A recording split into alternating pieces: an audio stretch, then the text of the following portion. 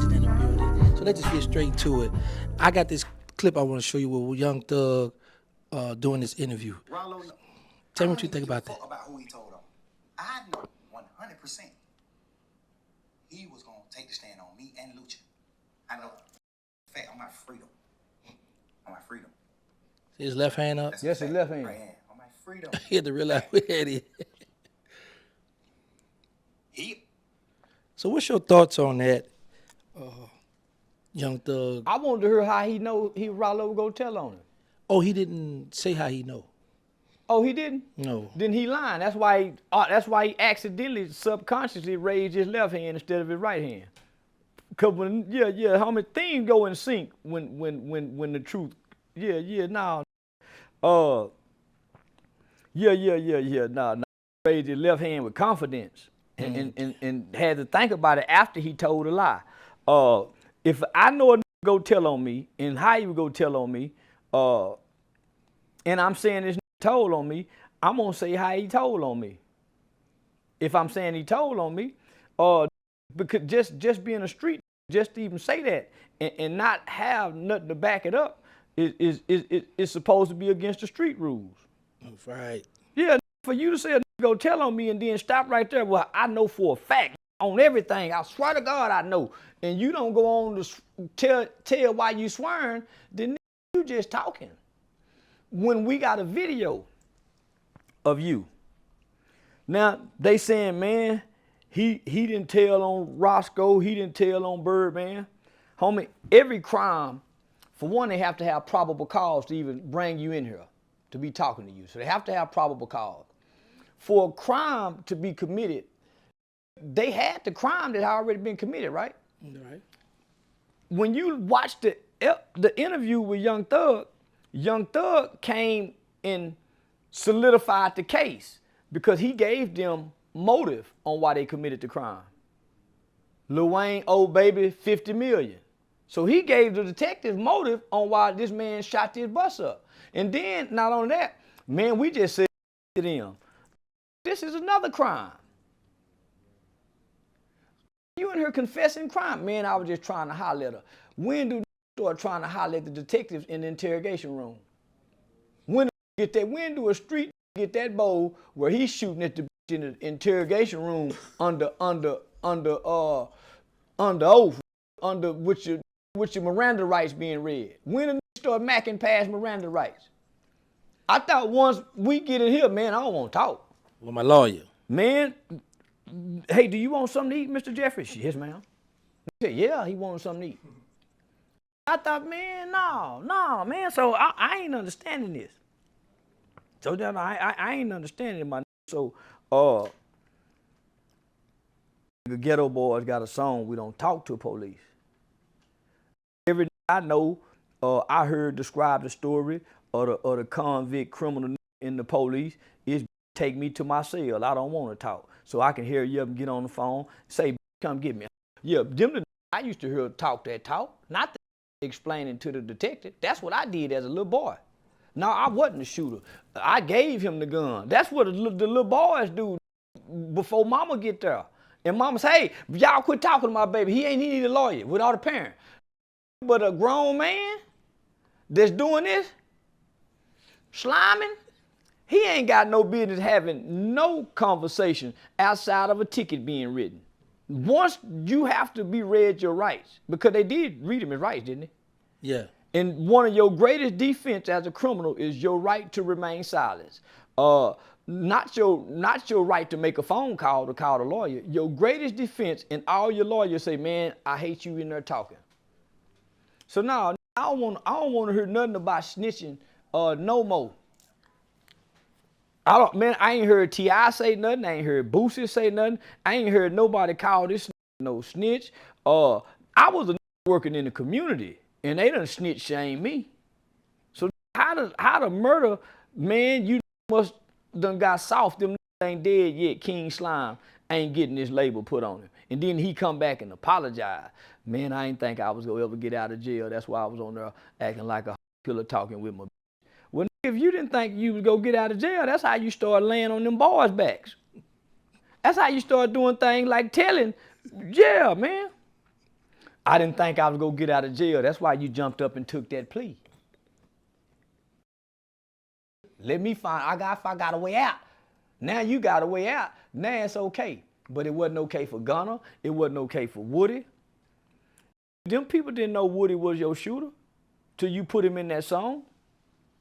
Them people didn't have no idea Woody was your shooter till you put him in the song. Then immediately after that, the FBI got on Woody. You know that's the truth. And ain't nobody got no lawyer money but you. Then when the shit go down, you got the whole record label, Kevin Lyles and everybody taking a stand to get you out. These other niggas ain't got that. So you threw all your soldiers under the bus and crashed. Okay, I got a question from Queen Queasy. She wants to know, What's up, Queen Queasy? she said, what are your thoughts on Young Thug and Mariah the Scientist having a conversation about Gorilla? Gorilla, the little rapper girl? Yeah, anytime, so this what I realized. Yeah, if a bring another broad up to a broad or to his woman, it's somebody that other chick strike his interest. Mariah had to been hating on Glorilla for him to respond how he would respond. So he done got into the jibber jabber talk. Yeah. He got into the jibber jabber whole talk. And Glorilla just wasn't no ugly motherfucker. She wasn't the cutest motherfucker. She was a little long head project, Memphis gal. But yeah, she wasn't. But now money make everything look good. Do you think Thug? She ain't eating that off them fries no more. She eating steaks now with asparagus. Yeah, she was eating fast food fries with on it. Coming when he was talking about her when she was funny looking. Yeah, now she done got a little, and she ain't eating off them fries no more like she used to talk about. So do you think Thug and Mariah was wrong for gossiping about Gorilla? Yeah. Thug was, but his wasn't. Cause how do that? He wasn't supposed to chime in. Yeah, he wasn't supposed to chime in, and he over there trying to shoot at her. That's what she said. He wasn't saying that when you'd ask me what color my eyes is. So he like pretty eyes on ugly girls. Yeah. But he was ugly, so he threw. He was ugly in the beginning, and still is. So he can't really judge pretty. Your ugly don't know pretty. Okay, so did you hear the diss track with Gorilla and her dissing Thug? Yeah, it sound like an AI. Yeah, that sound like an AI. I don't see her responding. Yeah. That was too gimmicky. That was too gimmicky. I think that was AI. Yeah, I can't see her coming back with that. Okay, And she at basketball. Nah, she ain't thinking about no who hips getting wide. so do you think Young Thug do you think he's destroying Mariah the Scientist's career? Because since he's been home, she has canceled tour dates, faced public humiliation. Yeah, he ruining her career. He been ruining her career. He ain't boost her career like he done boost like he's supposed to. Nah, he ain't put her out there out front. No. Yeah, she'll do much better without him. So that Ike Turner, Tina Turner shit don't go. That shit don't work. Especially if he a performer. Because at some point, y'all become in competition with each other secretly. Yeah, just secretly, because at some point she gonna feel like, well, you're holding me back. And then that's what people whispering in her ear. If she had a white boy, she'll be a world star. But she done went and got a killer gangster blood with her father being a ex-homicide detective for Atlanta Police Department.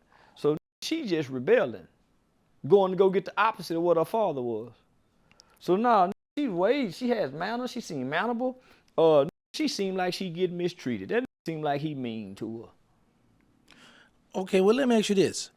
Do you think Thug can make a comeback from those leaked conversations? No. No, homie.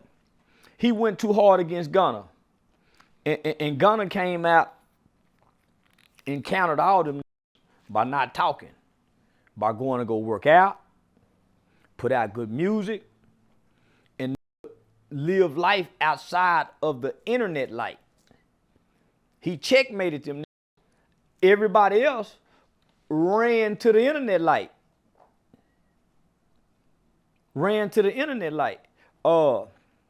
Thug wanted to stay in the dark, but still talk as if he had the light. And them people who had all the information in the dark saying, okay, we go bring your dark to the light since you want to keep with this light called Gunna. Gunna doing positive things. Everybody know Gunna wasn't a part of y'all bullshit.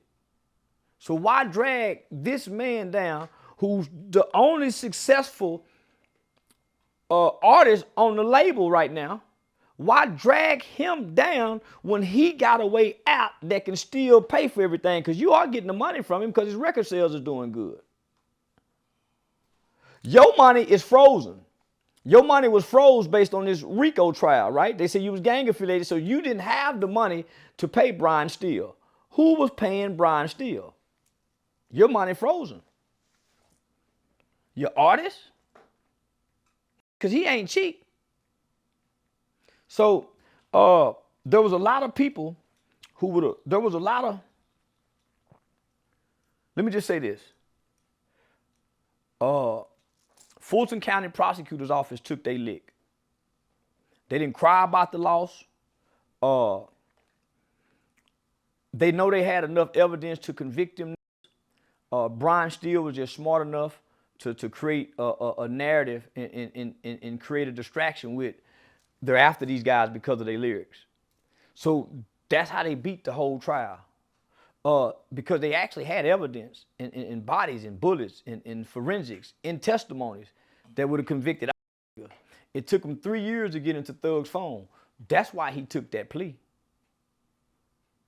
They finally got in that phone. That phone would go nail all of them. But had they been able to counter Brian Steele rebuttal that this is about rap lyrics rather than about real crimes, all of them would have been convicted.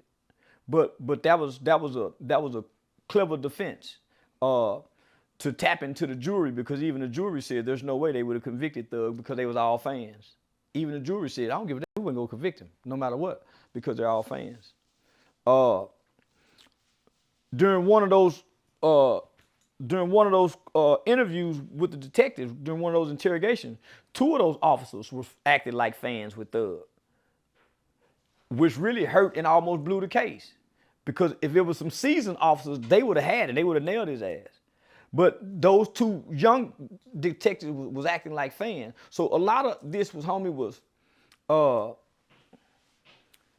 fans' input that made the decision for this trial, homie, because them niggas really were killing people. People really died behind this, a lot of people.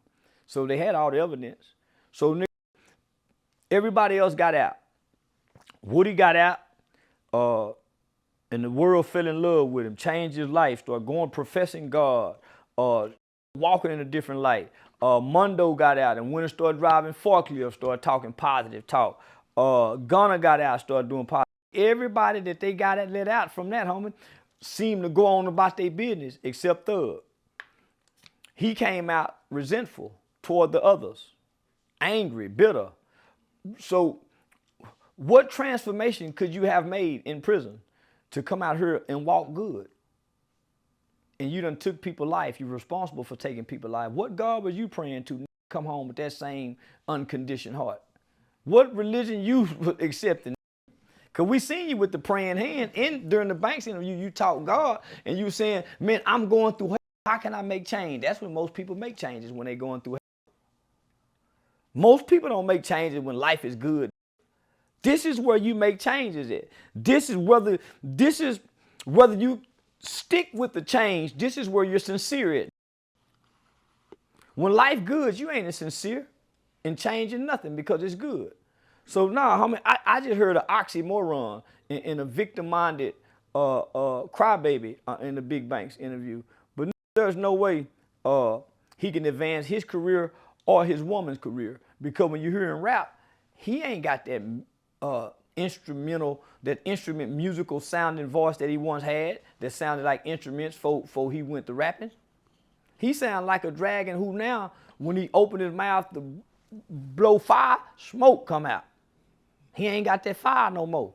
And her public embarrassment of all these leaked phone calls with him in there bragging about he a prison guard and ain't now one of them jailhouse better than what was coming up there to see him, and he getting off the phone going, no, she can't never see him the same.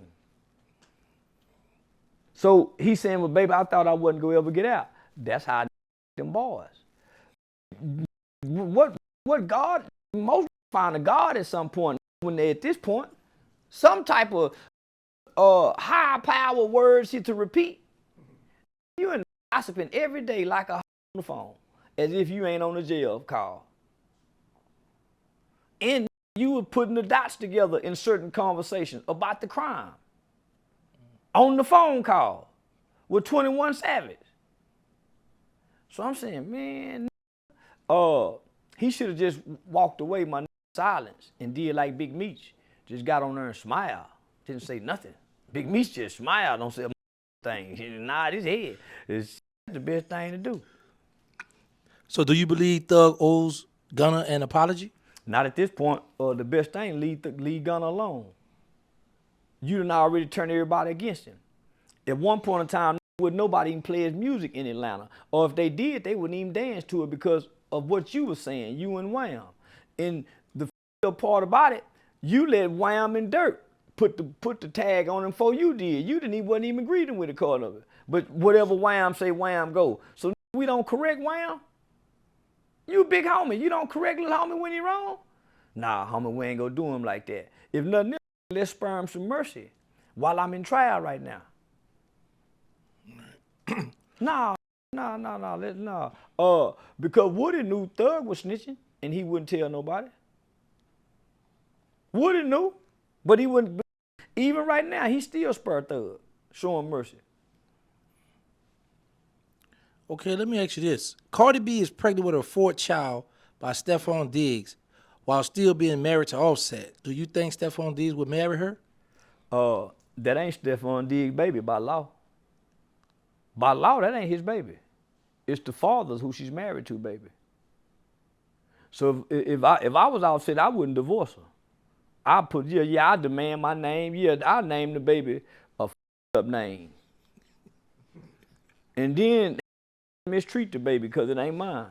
Barely pick it up. Make sure it got less than on his birthday to my other 3 kids' birthday. My 3 kids' birthdays would be like flying helicopters. His birthday will just be hot dogs and buns and cake and ice cream. He won't even have chili. It ain't my baby. It's that baby. Yeah, that's how the old used to do it outside. Yeah, this still my hoe. Matter of fact, I ain't even divorcing the hoe because y'all think y'all finna be happy together. I ain't gonna run from the divorce decree forever. And I'm gonna be siphoning her money because she make more than me. Yeah, that's how you supposed to do a hoe like that. But you can't be mad at this because this was a hoe that turned into the best housewife you can find. She was one of the best housewives a could have had, and she was a hoe. She was a hoe for him and with him, and occasionally let him be a he didn't know how to play player. No, man, anytime a woman like that that come from her life, when she pick a and say, this is what I want to settle down with, it's something about you that got some qualities other don't get. This a that with some different kind of status, and she done say, okay, I'm gonna choose you. You don't pick them, they choose you and say, okay, yes, I will, I'll marry you. So she was she was a hoe that came paying. So she staying. Remember that Bentley had the blunt rolled up in the ashtray already? That supposed to, he up. Okay, Offset is on tour with YoungBoy and he releases. And that ain't Stephon Diggs' baby. That's that boy, baby. I just want to say that. And yeah. I just want to say that. Okay. And he can take all rights from Stephon Diggs. Yeah. Man, that's his baby. They still married under law. Because if you was in Texas, you don't have your rights established if it's not established through the courts. So whether that's through marriage or through a paternity petition through the Attorney General's office. So if you're not married to a woman, where do you get your rights from if you don't go over her through the Attorney General's office? You don't have none. She get to name the baby, move the baby, take the baby, and yeah. So on the flip side of that, he got 4 other hoes pregnant while she pregnant, don't she? 4 other hoes pregnant. Oh, I don't know. That's from what I heard. Yeah, so he done had 2 already, so he got 1 with her, 1, so he got 4 women for to drop babies if they ain't, so he got 4 hoes pregnant. I get him 2 years. She go, if she don't get her, she gonna have a 5th baby, but it ain't gonna be by Stephon Diggs. He gonna make another baby on all of them. Yeah. He gonna make, that's one of them, he don't give a, he really don't give a about the babies. He just like, he don't give a about them babies. You can't be good to all the babies and they separated like that. Somebody got to be mistreated. Somebody got to get neglected because they all ain't in the same house. One of the baby mamas you don't like the most, or one of the kids you ain't gonna like the most. The one you see the less. You gonna have less patience and less tolerance for him. Yeah, you ain't gonna give a if he eat in the morning. So Too now, many kids to worry about. with Offset being on tour with Youngboy and he released his album, do you think he will outsell Cardi B? Nah. Man, he ain't for that outsell his now. He Ike and she Tina. Ike had a run. Ike had a run when he was with that group playing. Migos had a run. He ain't for the outsell Cardi. Because Cardi make bilateral music. Even though she talking that talk, she talking the whole talk we like for to talk. So we bob our head to it too. Cause they gonna have her with a funky beat and she coming with that talk that we like for our to talk. When they ain't our wives. So yeah, now so she can tap into the man in the woman's beat. Offset just got the them ain't go really tap into him because they mad at him. Yeah. And they like Quavo more than him. So do you think Cardi B is an industry plant? Who planted her? That was drugging men, folks. She ain't no industry plant. Why? Cause she Latin Puerto Rican and they ain't went and got Remy Ma? No. Cardi B earned her keep. This is a hoe that come from her. And proud of her. Ain't nobody been able to shame her about being a. This is how you grow into a woman of God. Being a hoe that's proud and say, yeah, and she ain't shame about it. And she embraced her flaws, so you can't shame her. She ain't no industry plant. She might ain't the best rapper. But she got you can check all the boxes with her. You can check all the boxes with her. Yeah. So do you think her album will outsell Nicki Minaj's album? Why you put me in there?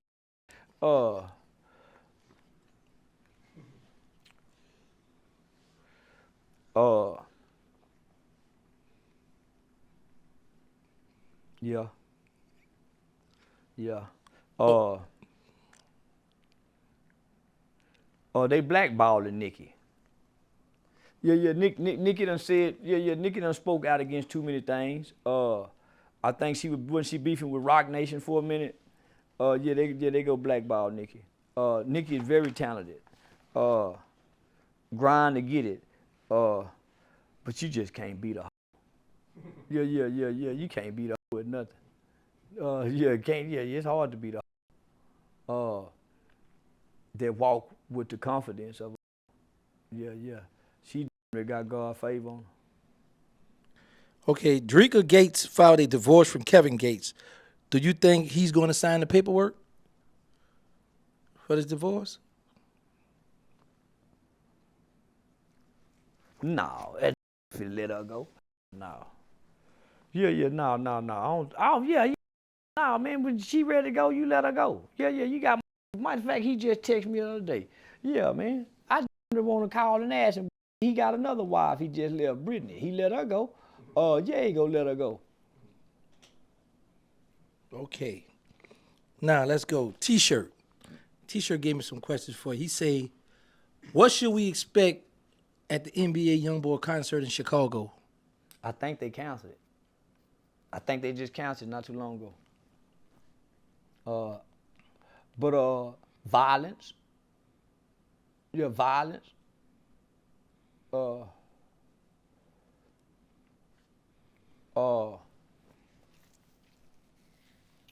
don't know.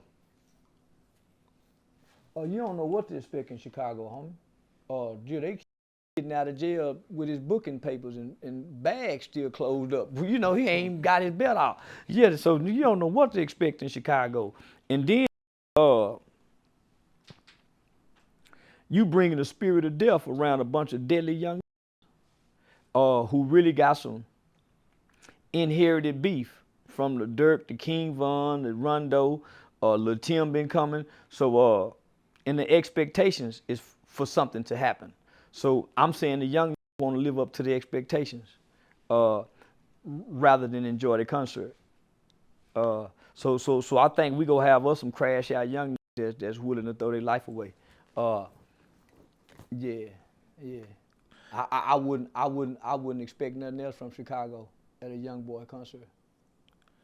Okay, let's switch gears here. Just recently, Dame Dash was on, what that is, Charlemagne and what that thing is, Breakfast Club. Yeah, the Breakfast Club. And he was talking down on him, talking about his house bigger than theirs. Do you think Dame is broke? No, because he still owns shares in the rock shit, right? The Rockefeller shit. So he still owns shares in that. If he was broke, they say he can't pay his child support, he would be in jail for child support. Okay. We done seen all them other go. We ain't seen him go to court that he couldn't pay his child support, so he can't be too broke. They saying he's staying in somebody's house.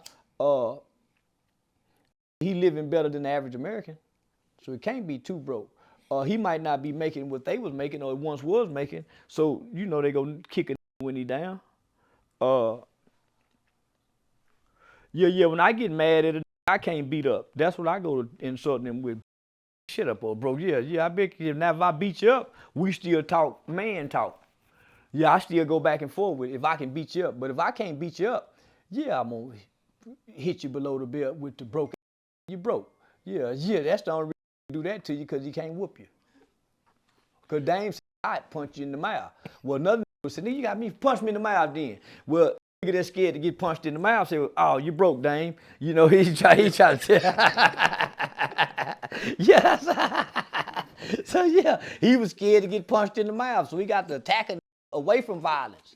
You know, it seemed like he weak. You jumped up because he called you broke. So don't want that rap. So yeah.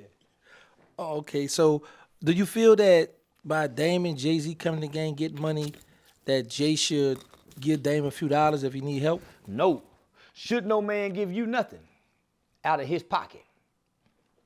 Don't nobody owe you nothing. Man, you owe it to yourself. Cameron say, I don't know how true it is, but Cameron say NBA YoungBoy offered him, $4-5 million for his rock, his shares in the rock. And people saying, man, what a rock worth $400-500 million. That ain't worth nothing. If $4-5 million at 50, 60 years old is lifetime money. Yeah, teeth falling out his mouth. $5 million. Nigga, you ain't gonna be here 20 more years. You ought to be $5 million ought to be able to hold you. Yeah, nah, man. Oh man, shit. But then again, nigga touch $5 million here doing this shit.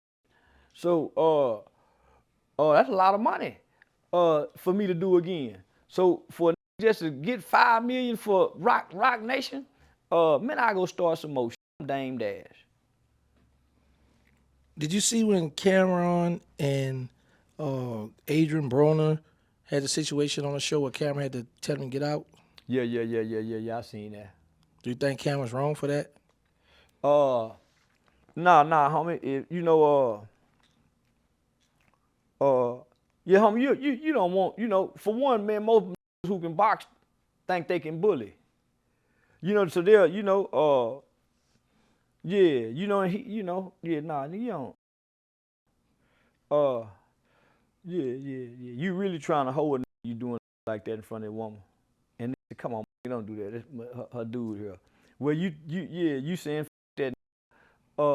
Yeah. So if this a player spot, that's how we go conduct it. So come on home, you got to go. But if we like no jumper 22, we'll let it go on, hoping y'all fight each other. But I ain't gonna let this guy crash out because you blatantly disrespecting him. And then the sister saying, hey, he said, man, man, you really, come on, you perving out.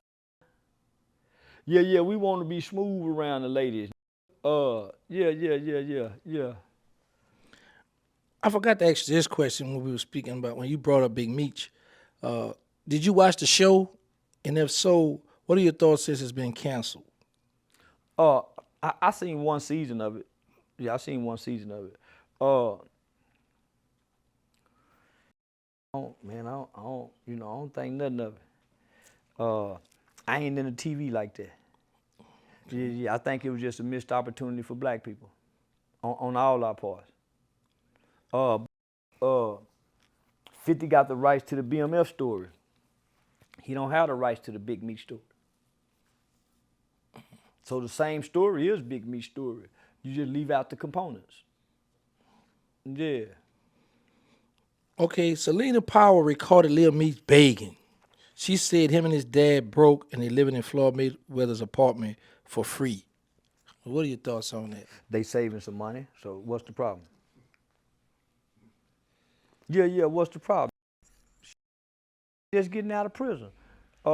They thought he was coming home to a $100 million hitting. They think it come. How many we done seen really come home from the Fed that had all that money that still got it? The Ortega brothers from Colombia, maybe some, but very few. Homie, you stay on 15 years, whatever you thought you had. Over with. Yeah. If your people ain't got it, the bugs ate it. The air made it deteriorate. Because the day they got you, you wasn't prepared to leave. The day you got arrested and went to jail and never came back 20 years later, you wasn't prepared to leave that day, so you didn't get your files in order for the money to be in place. So nah, man,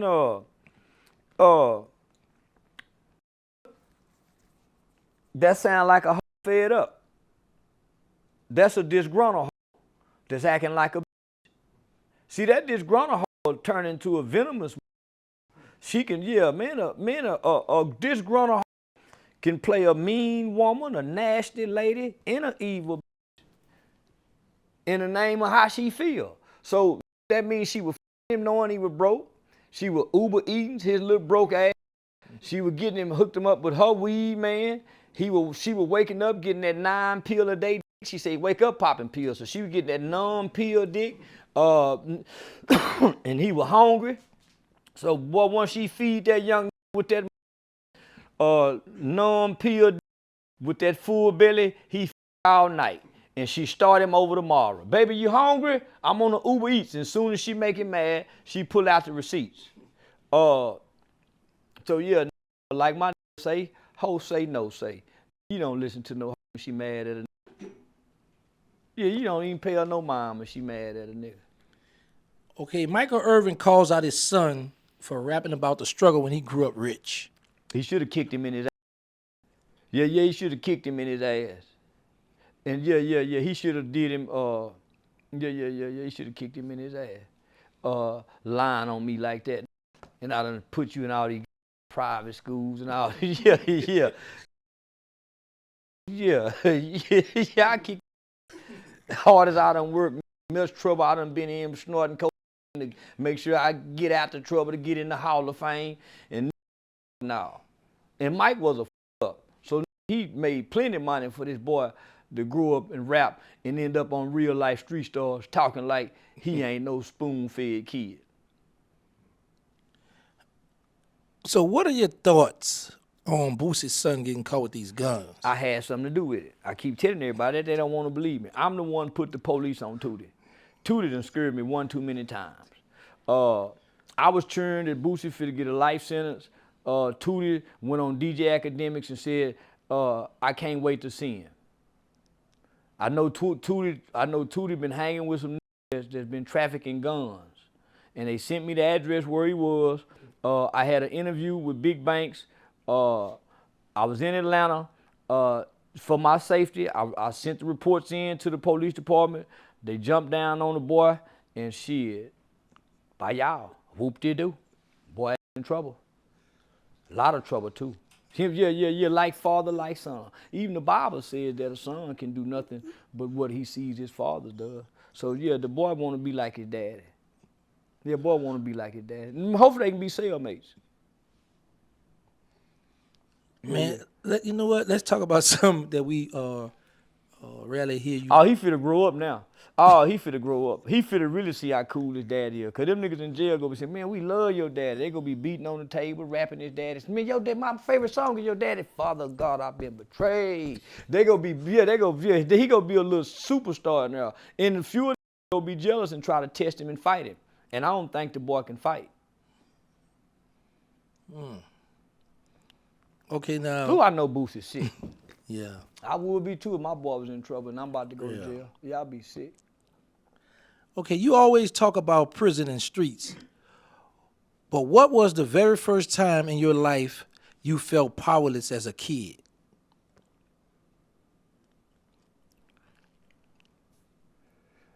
The first time I got arrested, I was supposed to been at a football game. We left the football game, went up to putt-putt. It was me, Cedric Davis, Torrey Thomas, and I think Montoya Jordan. I had never ran away from home. I had never been in. And nigga, I was holding the screwdriver. And we tried to break into the car at the motel by the putt-putt. They looked out the window. We took off running across the railroad track. When the police jumped us, Cedric Davis told them that I had the screwdriver in my pocket. And I went to the police station and my mama came and picked me up. In the back of that police station with them handcuffs on me, with my hands behind my back. Yeah, that's the first time I ever felt powerless as a kid. Okay, yeah, shout out to Peachy Blanco. Cause And I was kind of scared of Cedric Davis because they were older, because he had a reputation, but he really was a weenie. But I didn't know he was a weenie because I'm fresh off the porch. I just know they live in the projects, they get to stay out all night, and I'm doing something I ain't never done before. And you know, so y'all were kind of intimidated by them. But yeah, now, that's the first time I felt powerless, because I knew I should have told first. Yeah, I knew I should have told first. So ever since then, I've been telling like a motherfucker. That nigga ain't gonna beat me to tell it. Not bullshit. Cedric Davis told him I had that motherfucker, and I had the screwdriver in my pocket too. But I didn't know how to steal a car. Them did. Yeah.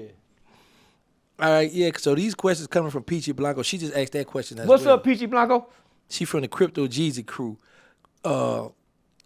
If your father had been active in your life, how would Charleston White be different today? Probably weak like whatever man I had. Like every other. Our mothers had us young, so they didn't know how to pick strong men. My daddy, mother died at an early age. So he had mama issues. My daddy saw his white girlfriend get killed, so that kind of fucked him up. So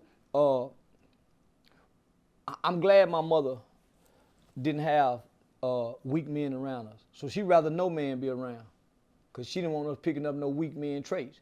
Man, you know the white man ain't gonna let you do that, nephew. Well, though you better not think about that. Boy, them white folks ain't gonna let you do that. So it's a lot of niggas had them kind of men around. It's a lot of niggas had kind of the men around who groomed them to be perverts, because they were some perverted and did, you know. So my mama shielded me from that. So I got to see men. My mama would drop me off at the barbershop. My granddaddy owned the barbershop. I got to see different kind of men, but to want to have directly impact, my dad would kind of throw it off. So maybe I would have been thrown off based off his mental health problems. So a lot of is violent because they saw these kind of men. I never saw no kind of man to be no kind of man. You see what I'm saying? So now, so I got to see men, but I never got to study a man like boys get to study their father. I get to see Uncle Wayne, Uncle Curtis, I get to see Granddaddy, Mama, cousin, Jeffrey, but they coming in passing. So whatever day or two you spend with them, you pick up whatever negative because you're impressed by it based on the culture. So now, I had great men. I had school teachers that I rejected. We had PE coaches. We had science teachers. We had the counselor. We had the juvenile probation officer. We had the juvenile workers. So even though a was delinquent, was crossing paths with good, honorable men, and they was in the family. Just didn't take to Uncle Joe there, because Uncle Wayne was a pimp. And when you cut the TV on, you watching the Mac, you watching Superfly. You don't see looking like Uncle Joe there, that's the executive of Xerox. You seeing Uncle Boosie, he done come from California with the crippin'. So, you know what I'm saying? You seeing walking in and say, hey, uncle, let me get some. And it's two women in the bed with him. Say, boy, get that dollar off the dresser right there and close the door. And as you close the door, you peeking at some. You know what I'm saying? So, yeah. So, I just didn't have positive men. What I did, I just didn't know how to embrace them. You get views for shock value, but when the camera's off, what's the one thing you regret saying you can't take back? Nothing. I wouldn't have said it. I am not a kid up here talking and don't think about the things that I say. I ain't just up here blurting out. I ain't just up here blurting out. I ain't just up here getting mad and saying. I'm putting a title on her. I got time to think about what I'm saying. By the time I press live, I mean every thing coming out of my mouth, whether I mean it or not. I meant to say it. In character or what? No, man, I don't regret a thing. Some shit I regret not saying. Nah, homie, so because I wanted to come on here and say some of the most egregious things in the world to get people to look at me. And when they say, man, he said he did this. Well, let's Google him.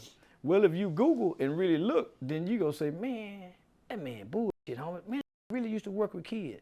So that was the hope. That was the hope.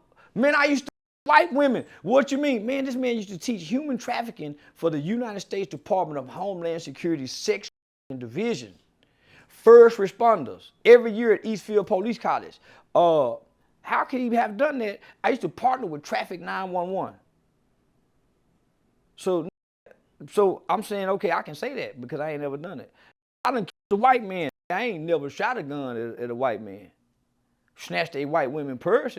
Well, I lied. Yeah, I did. I shot at 2 white men and got a year of probation for it. But I was just showing out. I ain't try to hit them. I was running, just shooting. All my criminal behavior was a delinquent, a kid. That's why I don't have any felony conviction. I was a juvenile delinquent who had delinquent behavior during his adolescent stage of life, when most children get in trouble or start rebelling. From 21 to now, I got small run-ins with the law. Trying to sell a little weed, going to college, small run-ins with the law. I ain't got, up until now, until I got online, these aggravated assaults, people like this, I had. Until I became famous, I had this kind of shit on my record. Had never been jailed. No, so I wish I would have knew how to embrace the good in men, because the culture never showed us that. So as far back as I can remember, when Hollywood started taking advantage of black people, it was called the black exploitation era. So I was born during that era. So every image I've ever seen of a black man have never been in a good light. But we didn't know it wasn't in a good light. From Mr. Belvedere up until they started showing us Bill Cosby. Bill Cosby was the first black man we known as Dr. Cliff Huxtable that had a family. And you know what I'm saying? Other than that, it was Sanford and Son. Mean James Evans. George Jefferson. When you know what I'm saying? So we had, George was the only we seen. And George was a like me. Talk back to white folks, call white folks hunkies, mistreat the white dough man, argue with Archie Bunker, or any mistreat Weezy. And they mean in the Weezy. So we ain't never seen, and George wasn't loving. George was a money. So we had never seen a loving husband like Bill Cosby until them 80s. So I grew up in that era. So every man I know to look for was a character that came from a movie like The Mac, Superfly, Dolomite, Penitentiary 1. So that's how I identify life, just like our children do, through movies. What is the hardest conversation you ever had with your children about you online?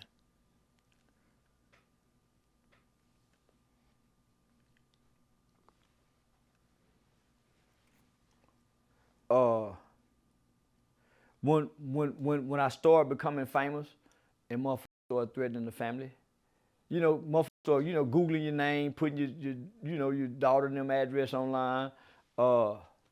Yeah, that was the hardest talk. Saying, man, ain't nobody gonna do nothing to y'all because I ain't did nothing to nobody. And plus they don't know y'all. So yeah, that was the hardest. Okay. Yeah, that was the hardest. So you quote the Bible and talk about God. What's one scripture you keep grounded when you start going too far? Nothing. You bring up no scriptures. I just do that for shows. I don't bring up no scripture when I go too far. I wouldn't go too far if I did.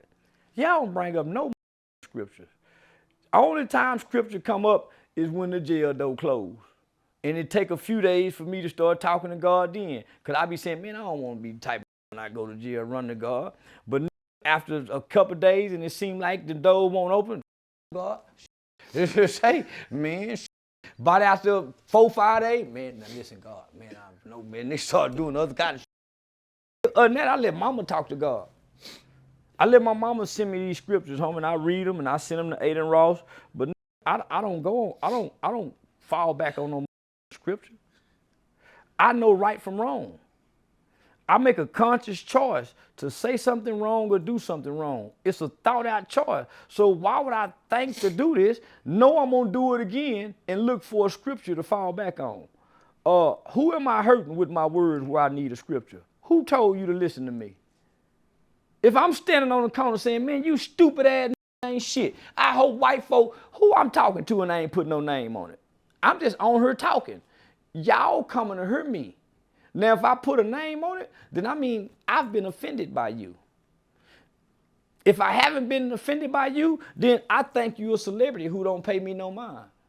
You doing listening to me? So why do I feel bad? Because my words hurt people. My words only bother me when I say them to the people in real life who I have a connection to, and my words and hurt them. Then I'm saying, man, I'm sorry, because I can see how my words have hurt them. You typing to me don't let me know my words hurt you. I don't know you real. I don't know you exist. So there's no level of empathy that I have for my words hurting you. Who told you to come listen to me? That's what I tell myself. I didn't send no invite. You never heard me say, hey, y'all like, share, subscribe. You never heard me say that. You never heard me say, hey, man, y'all share my content. I just get on here and start talking about what I want to talk about that offend people. I'm throwing rocks with my eyes closed.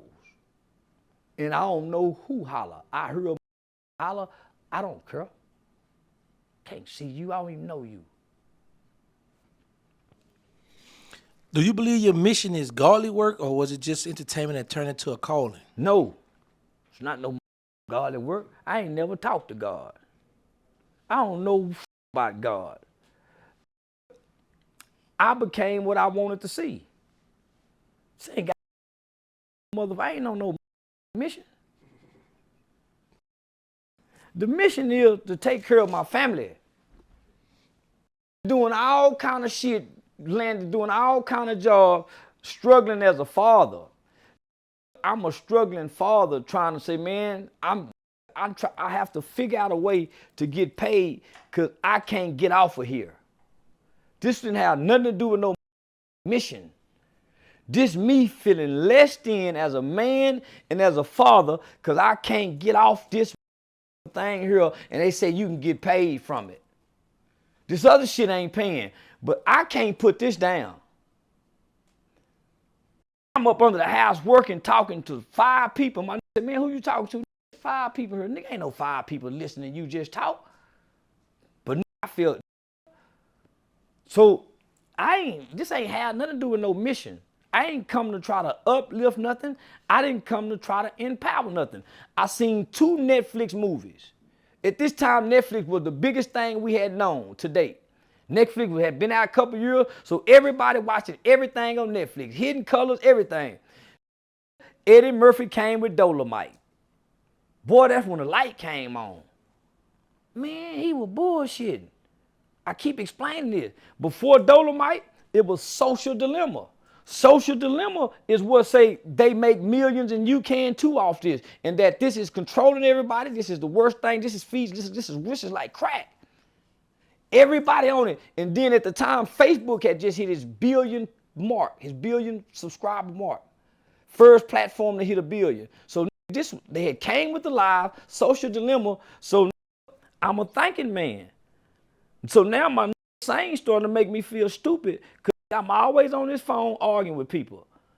Now Black Lives Matter, police shooting. So now we online arguing over everything. We got 300 comments, 75 of mine, another 80 this. We don't know each other, but we've been arguing for a week. That didn't feel good like y'all do every day. Waking up every day with an opinion. Waking up every day with an opinion, can barely pay my bill. Daddy, can we get some ice cream? No, stop always asking for something. Because I'm tired of letting them down, so stop asking. So now, that don't feel good. And I don't want to commit no crime to get no money. So I hit too many, so I hit 3 lawsuits back to back. I sued, I sued the gun making company right out here, RSR Group. I sued them for dropping them bullets on the floor and the forklift driver running over the bullet. Pow! Say, man, they shooting. Now they dropping the bullets on the ground. Sounding like that. I say, well, the bullet going somewhere when it discharge. Oh, it's never hit nobody. Man, it's gonna hit. I got them. I can't think of another company around the corner from them. I got them that had hired a bunch of people from Stop 6, and I said, we got a class action lawsuit, but would nobody go with me. I got them. And then I got somebody else, and OSHA told my attorney, Kim T. Cole, she asked for $50,000. He said, take this 10 and we're gonna dismiss it. Because they were tired of me winning, homie. And I'm going to the same office with 4 white boys. They sick of me. And I got a smirk on my face because I know what I'm doing. So now that 3rd lawsuit, I showed my Mexican partner Santiago how to sue one of them hardware stores. And my nigga gave me some money, a percentage off of it. I went and bought me a car. From that car, I started coming up. Well, I couldn't keep getting on this, spending 12 hours, 16 hours. They say you can get paid. So I would ask people, man, how you make money off the social? And nobody knew. So as I'm working with the young, I'm finding out about drill music, and I'm discovering YouTube that a lot of our young rappers ain't selling dope at that time. They were getting YouTube checks. YouTube was giving out dope money. That's why all them young was going to go get jewelry, have all that money. I'm dope houses. Man, getting YouTube money. The Soldier Boys, the Go Yayo, so they getting the YouTube check. Vlad and them was just starting to come out. So now, I'm 5 years in, then the pandemic hit. By the time the pandemic hit, I figured out how to monetize, but not how to Google AdSense. So now I got a monetized channel. I just don't know how to go in and set up the. That's when I realized, don't nobody know nothing, homie. Cause we all on these social media platforms ain't getting $1, but all of our kids is. So I started paying attention to black people when they give their kid a phone. How they find them channels with them kids playing with toys? How your kids want, and they watch this motherfucker 100 times a day. Oh, he watched that all day long. So he might do that for his whole You give him the phone at 3, he might watch that one video till he at 4. He just made another kid a millionaire. So, man, it ain't no one where I can get on here and don't make no money. So that's why I insult people that's on here with me, worried about me, and you can make some money. If nothing else, you can build a platform to start running commercials on, paying people to promote and advertise on.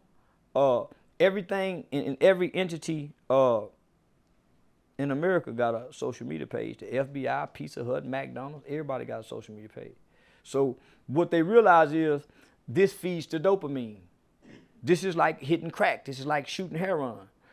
That's why your kid will kick a hole in the wall if you take it from them. That's why if you leave it, you will turn all the way back around and drive an hour just to go get it. Or if you can't find it, your day won't function.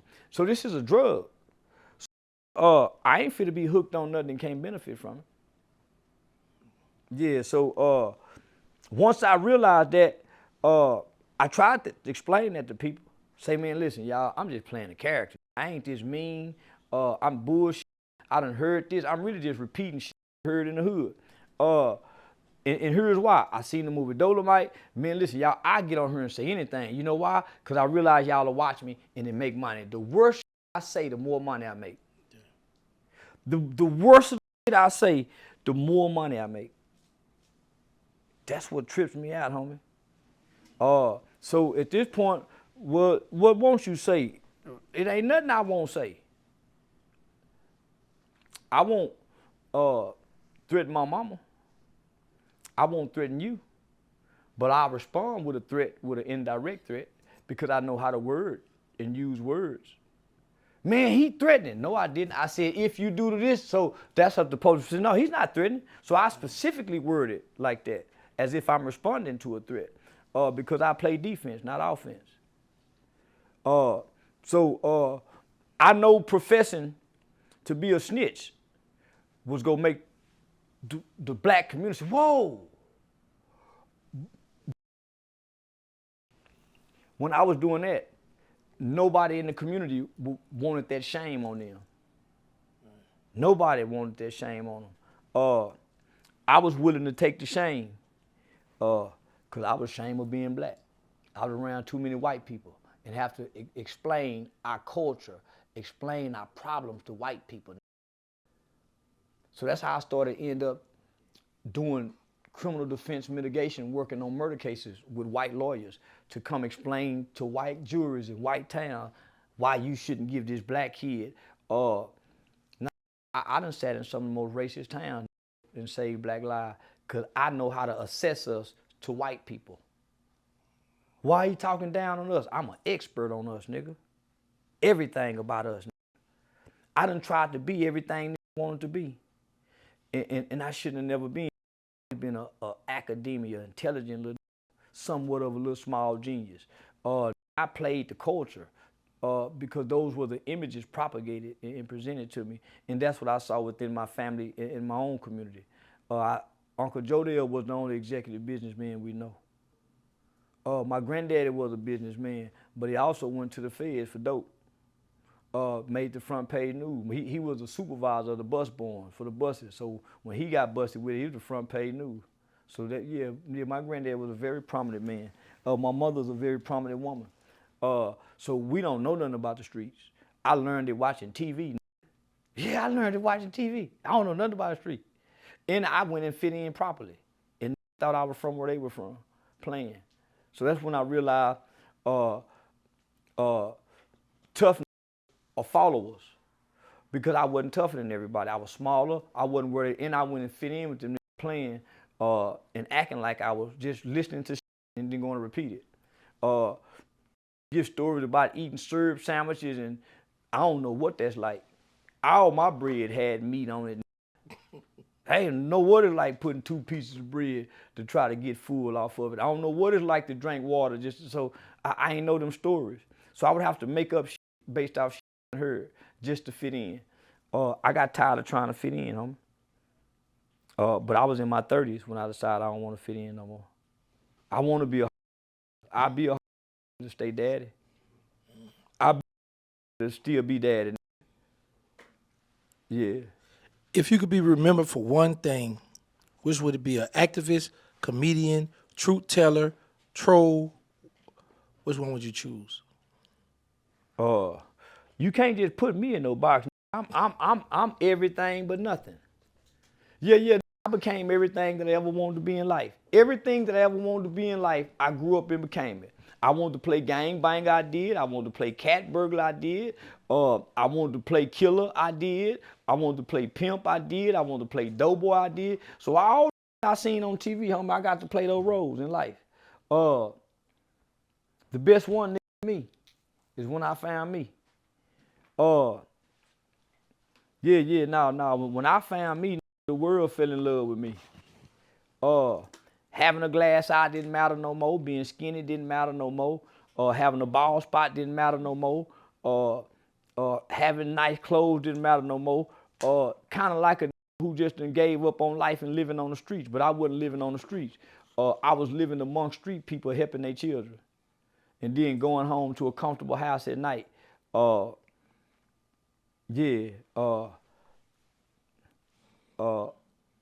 Watching me lose my kids, like my mama lost us, trying to help everybody. If it wasn't for my mother, I still be trying to fit in them roles. They trying to activist. I don't want to be known for none of that shit, cause it don't matter. Look what Dr. King known for. His family's still poor. He don't have nothing that he owned. So who gives a f what it's known for? What will my legacy, my children say when they tell their children about me? That's what matters. My dad ain't never left me.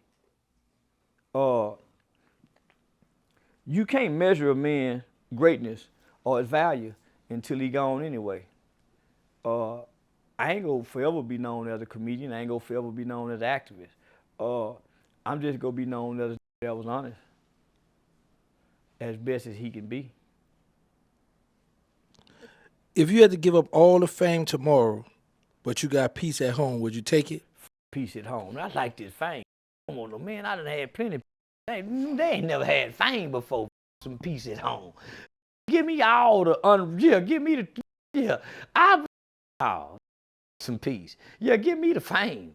Yeah, that's for ain't never been famous. Yeah. And I ain't made no mistakes with the fame. Since a lot of make mistakes with the fame. I ain't made too many mistakes with it. I think I'm doing what I'm supposed to do with it. Enjoy it because it don't last, but make sure it lasts for something for you to pass on. Now I did the smartest thing I could do. Take an insurance policy that allows you to draw equity like a home, where all the money you pay at some point in time I can go borrow $400,000, $500,000, $600,000, $700,000 off my life insurance policy. Gotta walk. No, nigga, that's what the rich do. No, get them policies and borrow from them, and then before you know it, I around and die, and the kids say, "Dad, they got an insurance policy over here," and when they go cash in, it's $15,000 because I done borrowed all the money, partying and having fun. So if nothing else, I invest a lot of money into my death. Yeah, sometimes I be looking at what they take and say, man, that's too much. But when I look at what Miho and Chelsea go get, I'm investing into my death. Okay, let's switch gears here. Wack 100 got ties to the industry and streets. Do you think he uses the power to build or just bully?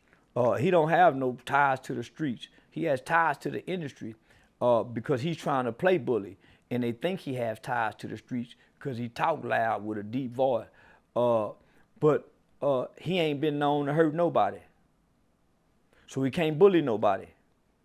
And he's never been seen outside on camera in public with a bunch of the industry people tied to the streets. He bullied people on Clubhouse. He bullied people on Adam 22 in interviews by over talking on the microphone. But a presence in the streets as a bully, he's obsolete and invincible. Nobody don't even see him as that. Do you think Wack 100 actually help artists or he just benefit from their drama? Who have he been known to help? He say he put the Kodak Black and 6ix9ine thing together. You know, he say, you know, he managed Blueface, but you don't see Blueface performing shows. If it wasn't for Krishan, Blueface wouldn't have a Zeus deal. They trauma in domestic violence abuse together is appeasing and appealing. But if you separate them two, they ain't as thrilling and appealing for the public. Now I don't know who do he help? Who have he helped? Everybody, I don't know who he helped. I don't know what he known for, other than on Pyru. Y'all don't know what he known for, huh? And he know everybody business, and don't know nobody. Cause he talk like he know me, homie. Don't know nothing about me. He don't know nobody I know. Don't know nobody or nothing. This what get me about them. Have you noticed ain't nobody ever showed my arrest record?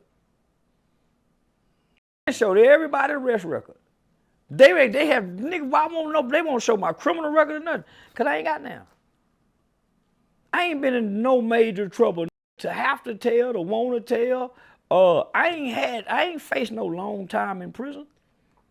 I've been playing daddy from 25 years, nigga, I've been playing daddy, you know, and trying to play pimp on the side, you know. Nigga, I've been trying to play dad and walk the fence at night trying to play pimp. What's one thing about Wack 100 you respect, even if you don't rock with him? He's a savvy hip-hop businessman. He's a savvy hip-hop businessman that can get you to the door and possibly to a table to sit down, but he can't walk you through.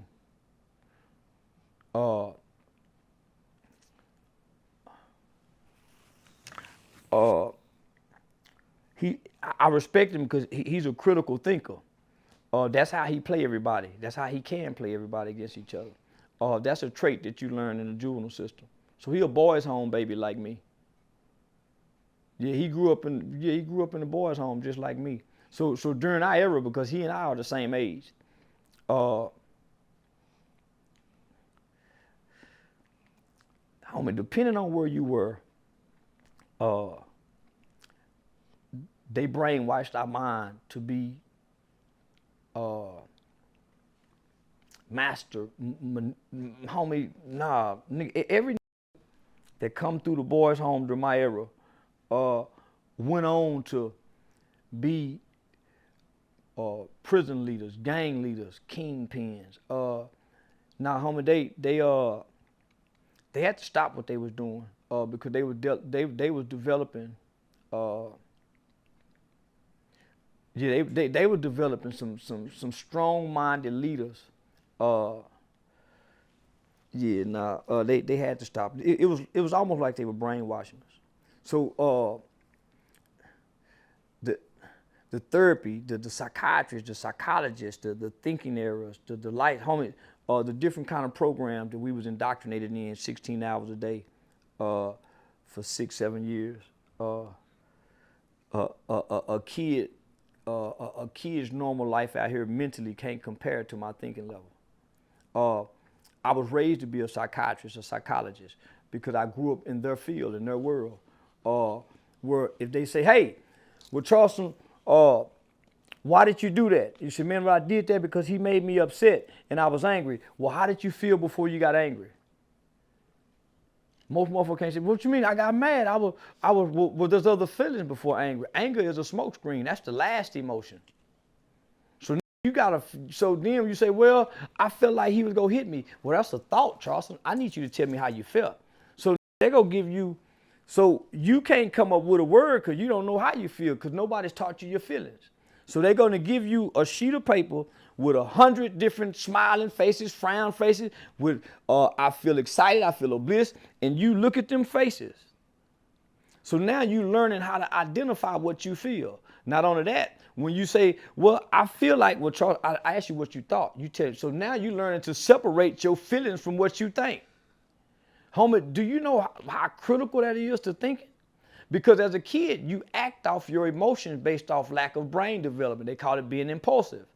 As an adult, you're not supposed to be impulsive. You're supposed to be a logical, rational thinker. But if your feelings and your thoughts are mixed together, then how can you separate the two if you're not taught? That's why motherfuckers be trying to tell you how they feel, but telling you what they think. And it's a confusion in the communication. Because I'm trying to understand how you think, but you expressing what you feel, but can't say, I feel this. But you angry doing it, expressing anger, but you want me to say, I hurt you. I'm saying anger. So nigga, that's why we can't communicate. We can't separate our thoughts and feelings. So just think, nigga, I stayed in the system almost 7 years from being brainwashed, having to memorize, minimizing, justification, blaming, easily aggravated, aggravating others, misleading others, easily misled, inconsiderate to self. And so now I got to memorize these. So Wack 100 is one of those kids. So that's why if you put him in any environment, he's a manipulator because he has the skills to manipulate. That's why there's no environment you can put me in with my age group that I won't excel because of my training and thinking. And I'm intelligent and I can articulate. So you can't put me with my age group of just normal 48 years old. I exceed past them because of the environment I grew up in. Same with how white people exceed past us because of the environments they grew up in. How do you see Wack 100, businessman or internet gangster? Internet gangster. Because you don't know any successful businesses he can point at.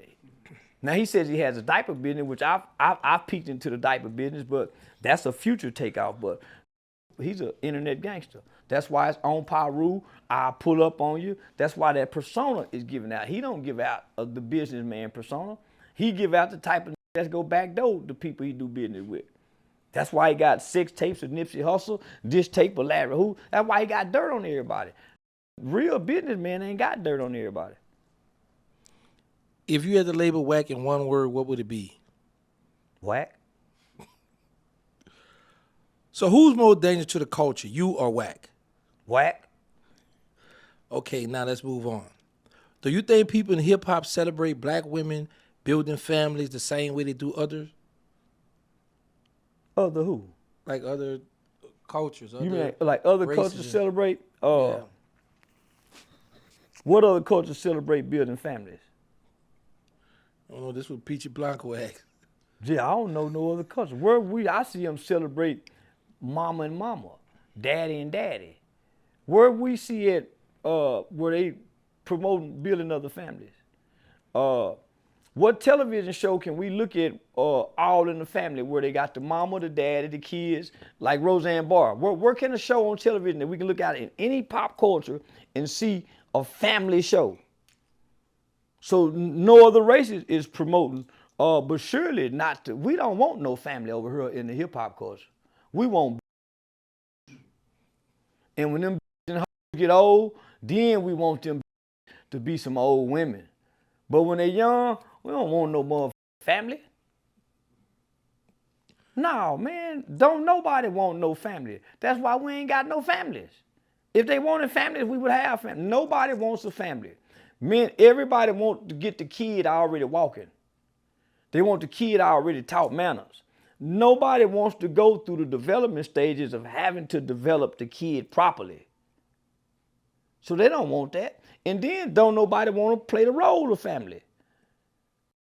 The woman don't want to have to stay home and mother as mother and work minimally and sacrifice her dreams of being an aspiring model or actress or a CEO of a company so she can teach her kids how to read, so she can breastfeed the baby, so she can spend the first 2 years with the kids so the baby ain't got to go to daycare.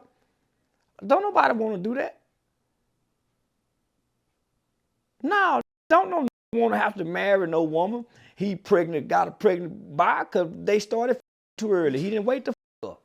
So he ain't rushing to marry this bitch. He just met her. They just met 2 months ago at the club and this bitch pregnant. And I got her from another. Ain't in a rush to do that. We want to keep it. Man, I'm finna go something else. I don't even know if that's my baby. I don't want to stick around. We don't want to build that family. It's too much to look at online every day to be a real family man. What message does it send to young fans when Cardi embraces motherhood in the middle of her career? Don't teach you shit. Them young fans ain't looking at Cardi for inspiration. How the f they go look at Cardi and they hearing their mama in there get? They hearing their mama, oh Lord, and moaning and groaning for that dick. They hearing their daddy or their uncle and they're jacking off to the porn in the bathroom. Then they wake up and they gotta walk to school and they late every Tuesday. They ain't looking for Cardi for shit. No inspiration. And she been getting she ain't seen, her mama got 5 kids by 4 different. How the f she go look for Cardi from anything? How many people live in a entertainment facade? We are not looking for our rappers and black entertainers for no inspiration. We just draw from their music based off what we feel. They music don't do nothing but fuel what we feel, but they don't inspire no wanna be like her. She got an auntie already way more ho than Cardi B. Her mama print been showing since she been in school.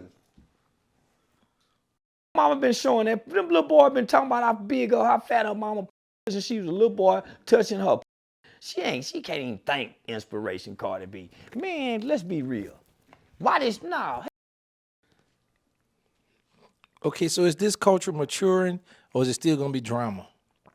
Is it maturing? Yeah. It's always drama in humans' existence.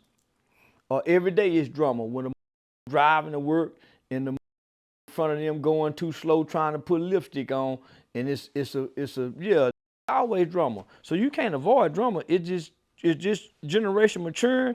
According to the Bible, they way wiser than what we were as children. Yeah, they say the generations get wiser. They get wicked and wiser. So we didn't know about gays. We didn't know about trans. We didn't know about hermaphrodites when we was kids.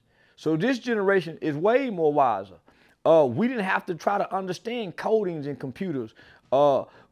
We could spell, but we couldn't go to the library and look up our sexual fantasies. This group of kids here is way more wiser because they got a phone that's advanced and advancing them. So by the time they sell them, they done seen all the they can think of because you done gave them the phone to walk in the room and they can spell. They couldn't have gave me no phone at 7 years old and I can spell. I remember my mama friends used to think they can come over there and talk over my head by spelling. And I used to hear them talk that talk, thinking they can spell and I couldn't. I used to play deaf and can spell like a. So now, man, this generation is way more wiser because they have a generation of adults who don't protect what a child sees. You know, the 3 monkeys. I see no evil, hear no evil, speak no evil. We allow our children to see evil, hear evil, speak evil. All right, let's switch to Samurai questions. What are your thoughts on the upcoming Jake Paul versus Tank Davis fight? It's bull. It's rigged. I don't think white people is building great white hopes and great white hypes. I don't think any fight that Jake Paul handpicks, he loses. Because who picks fights they lose? Nobody. This generation is the first fighters that get to pick and choose. Ali and them had to fight next up. And I'm saying, why Jake Paul don't fight active fighters his weight size? Why it has to be an advantage? So this is why I say I think everybody's playing and everything is bullshit. So look for the entertainment. Don't look for the win or loss. It's 2 winners playing on losers.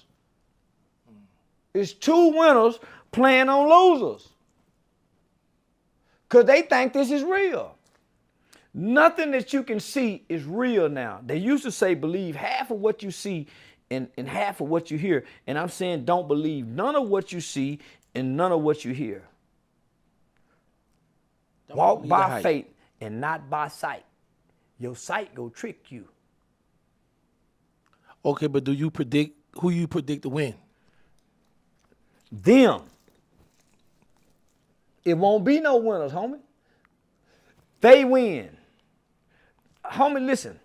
Whenever they put the Roman games together,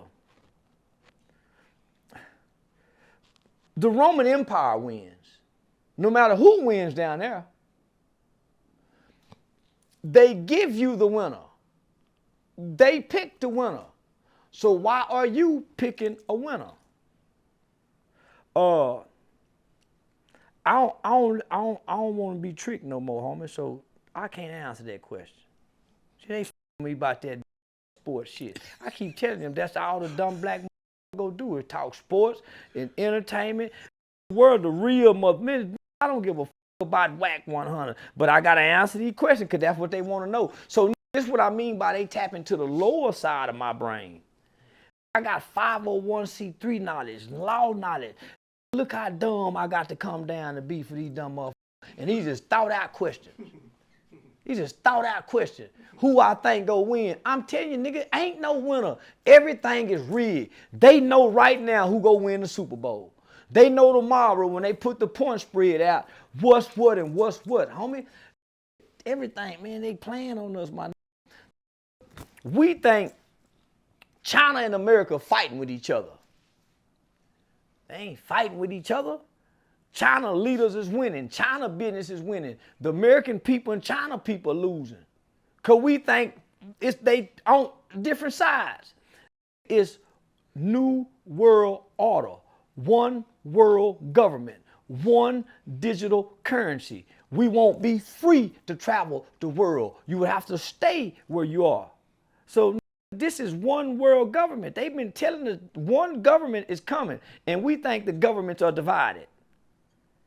Nah, we being played on. So I'm saying all the shit that in a brain's file cabinet. Why Jake Paul and man, this fought a 60-year-old. This nigga fought Mike Tyson, and in the contract, Mike Tyson couldn't knock him out and couldn't throw no punches. Mike Tyson, in the contract, he couldn't go Mike Tyson. So you got a 6'9" fighting a 4'7", two weight classes. Come on, man. That's just like this kid that all the evidence points to him killing the underage girl he was sleeping with.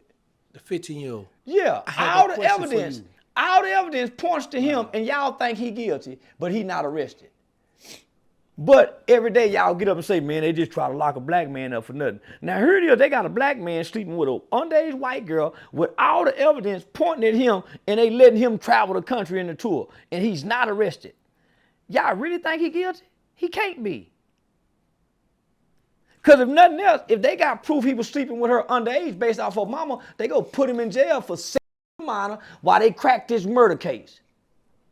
All the evidence is pointing at him, but he's not in jail as a black man? Come on, people, y'all got to learn to think out the box. If whatever they giving you is not what it is, because they don't never tell you the truth. Never. They withhold evidence. Man, come on, homie. All the evidence say this been f***ing a baby, done sawed the baby up, in her car. She been missing for a year. She was last seen with him. They got the same matching tattoo, but he's not in jail. And the police done brought him in and talked to him, and they said, hey, he canceled his tour so he can come cooperate. If he done that, why he ain't in jail? See how they play on us? Now, this is Trump is showing us what Hitler did. He controlled the media, he bullied, he scared, and they gave you narratives and propaganda. They never gave you the truth. We're giving rhetoric, narratives and propaganda. We're not giving truth and facts. When we look at truth and facts, we ultimately end up see people walk away found not guilty based off the facts that they told us before. Whether that's with the coronavirus, whether that's with the Twin Towers, we've never been told the truth. So why are we listening to the narratives in the headlines on social media, and in the news media, and we bringing it amongst each other. You know how much can build? Man, you know how much tap into my head that I done learned from this internet doing this, man. But hey, come on, I enjoy it too though. So what's your take on people losing their jobs speaking against Charlie Kirk? Good, they got a job. You ain't got no freedom as an employee. You didn't know that? Most live in a state where they can fire you at will. Hey, y'all, we don't even have to give you a reason. Most jobs do not have to give you a reason. You still a slave. You just get to lead the plantation. See, I ain't no slave. I won't get a job. I won't submit. And yeah, I won't become a robot. So good. A with a job need to be quiet. They ain't done nothing wrong. I can talk like this because I ain't got no job. In the entertainment business, how many offers do you receive daily to take on different opportunities? I get at least 10 text messages daily. Out of that 10, maybe 2 serious. Get anywhere from 20 to 50 emails. Out of them 20 to 50 emails, probably 5 serious. Maybe 5 anywhere, a slow day 5, a busy day 5 to 15 calls throughout the day. Out of them 5 to 15 calls, I may book 2, guarantee 1. Most people just talking. Most people have an idea, they just don't have a plan. I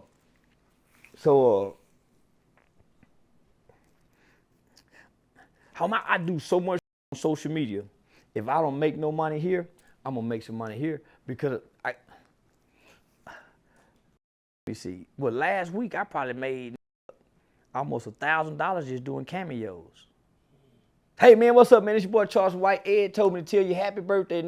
Stop wearing them drawers, So just funny shit. Then I got another app, homie, where might pay $200, $250 for a video. Mike told me, say, man, give my sons them some advice. They just starting college. I got my website that's gonna sell at least some shirts, some products, some merch. I got somebody in my inbox trying to pay for a promotion. Can I play a rap song? So I try to stay away from that because that's too tedious. So you can't. This is beyond hustling. Content creation is not hustling. You have to have some knowledge of what you're doing and how this shit operates. And only way you can do that, homie, is YouTube the best place to start, and then you work your way back from that by learning the other social media platforms. You trying to build a platform because your platform becomes your Uber, it becomes your Lyft, it becomes your Cash App. Even though you don't have a building, that's your Cash App building. That's your Facebook ain't got nowhere you can go, but they got somewhere you can go. Your platform becomes your billboard where you got 10,000 followers. You can start marketing and advertising. Man, them little old rapping that want to pay $50, homie. So you just have to find a market or demographics as what they call a target audience. What's your target audience? My target audience was so broad. I shocked the analytics because you got 13-year-olds to 65-year-olds watching me. That's my range. That's not a normal data. And my target audience just became the mindset. So a lot of black people that heard me say the word is turned off by, well, he can talk better than that, he cuss too much.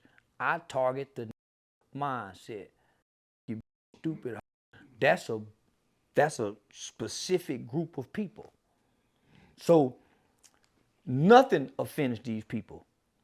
So how can I be canceled when I'm with a group that's never offended? They kill one another and sang about it, dance to it. They pop their pussies in front of their kids. You ever seen a black Juneteenth holiday celebration? It's as if kids is not there. We smoke weed, we drink, we fight, we shoot, and we in front of our kids over here. We real savages. So how can I be any offensive when nobody's offended by the conditions of these savages? So I came over here. I'm not from where they're from. I'm from where these black people from that's educated. I came to join these and these my. So I can never be canceled because I target a specific audience. Yeah. So I'm just saying that to say you have to find your target audience. People that cook do how to cook channel. That do alternators, how to change alternators. So you have to have a target audience, and just don't be making videos. Do you feel you in control of your monthly income? And how does it feel to shape your own financial destiny? I'm in control of my monthly income. Just like the who work 40 hours a week and offered overtime. He said, okay, I'm gonna work a little overtime here, I'm gonna work. So you're in control of your monthly income. You decide your time. So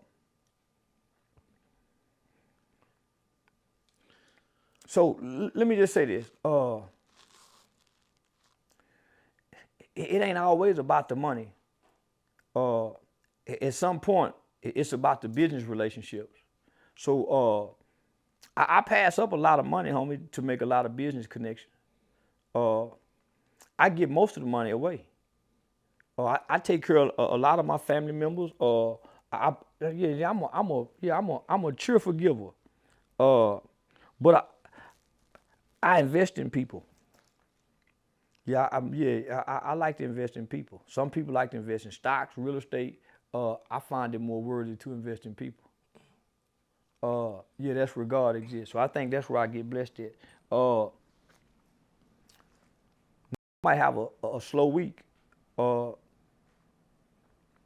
It's Thursday and say ain't nobody called for a booking. But I done fulfilled some bookings. But I hadn't got booked. And somebody called, say, man, I want to pay, I only got 5,000. I normally charge 10. Yeah, I take that 5,000. Just so I got something residually coming in. I ain't finna go 3, 4, 5 days and ain't nothing coming in. Yeah, I'm gonna start calling. Hey, say, man, I'm gonna go to looking through the emails, the hidden messages, because you got so many people hitting you up through emails, hidden messages, the messages. So I want to keep it going. A lot of people depend on me. I want to keep it going, and I like to, I like the trick too. So I gotta keep it going. Yeah, I done seen you in the club. You brought me to my first strip club. Yeah. Won't I make it sit down? That's a fact. Yeah. If you play basketball, I'll make you go get you, call your agent. Say, man, bring me a bag of Don't let me go to and I'm showing out too. Yeah.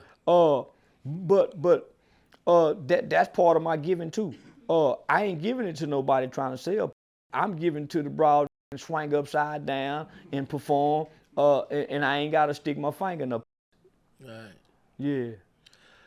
So should live violence on social media be censored, or should we be allowed to see it? Yeah, we should be allowed to see it. All right. So what do you think about President Trump sending the National Guards to Memphis and D.C.? He ain't sent them to Memphis yet, but he's done a good job in D.C. He decreased violent crime instantly. What's your opinion on Jimmy Kimmel? What is Kimmel? Yeah. Temporarily losing his show and returning.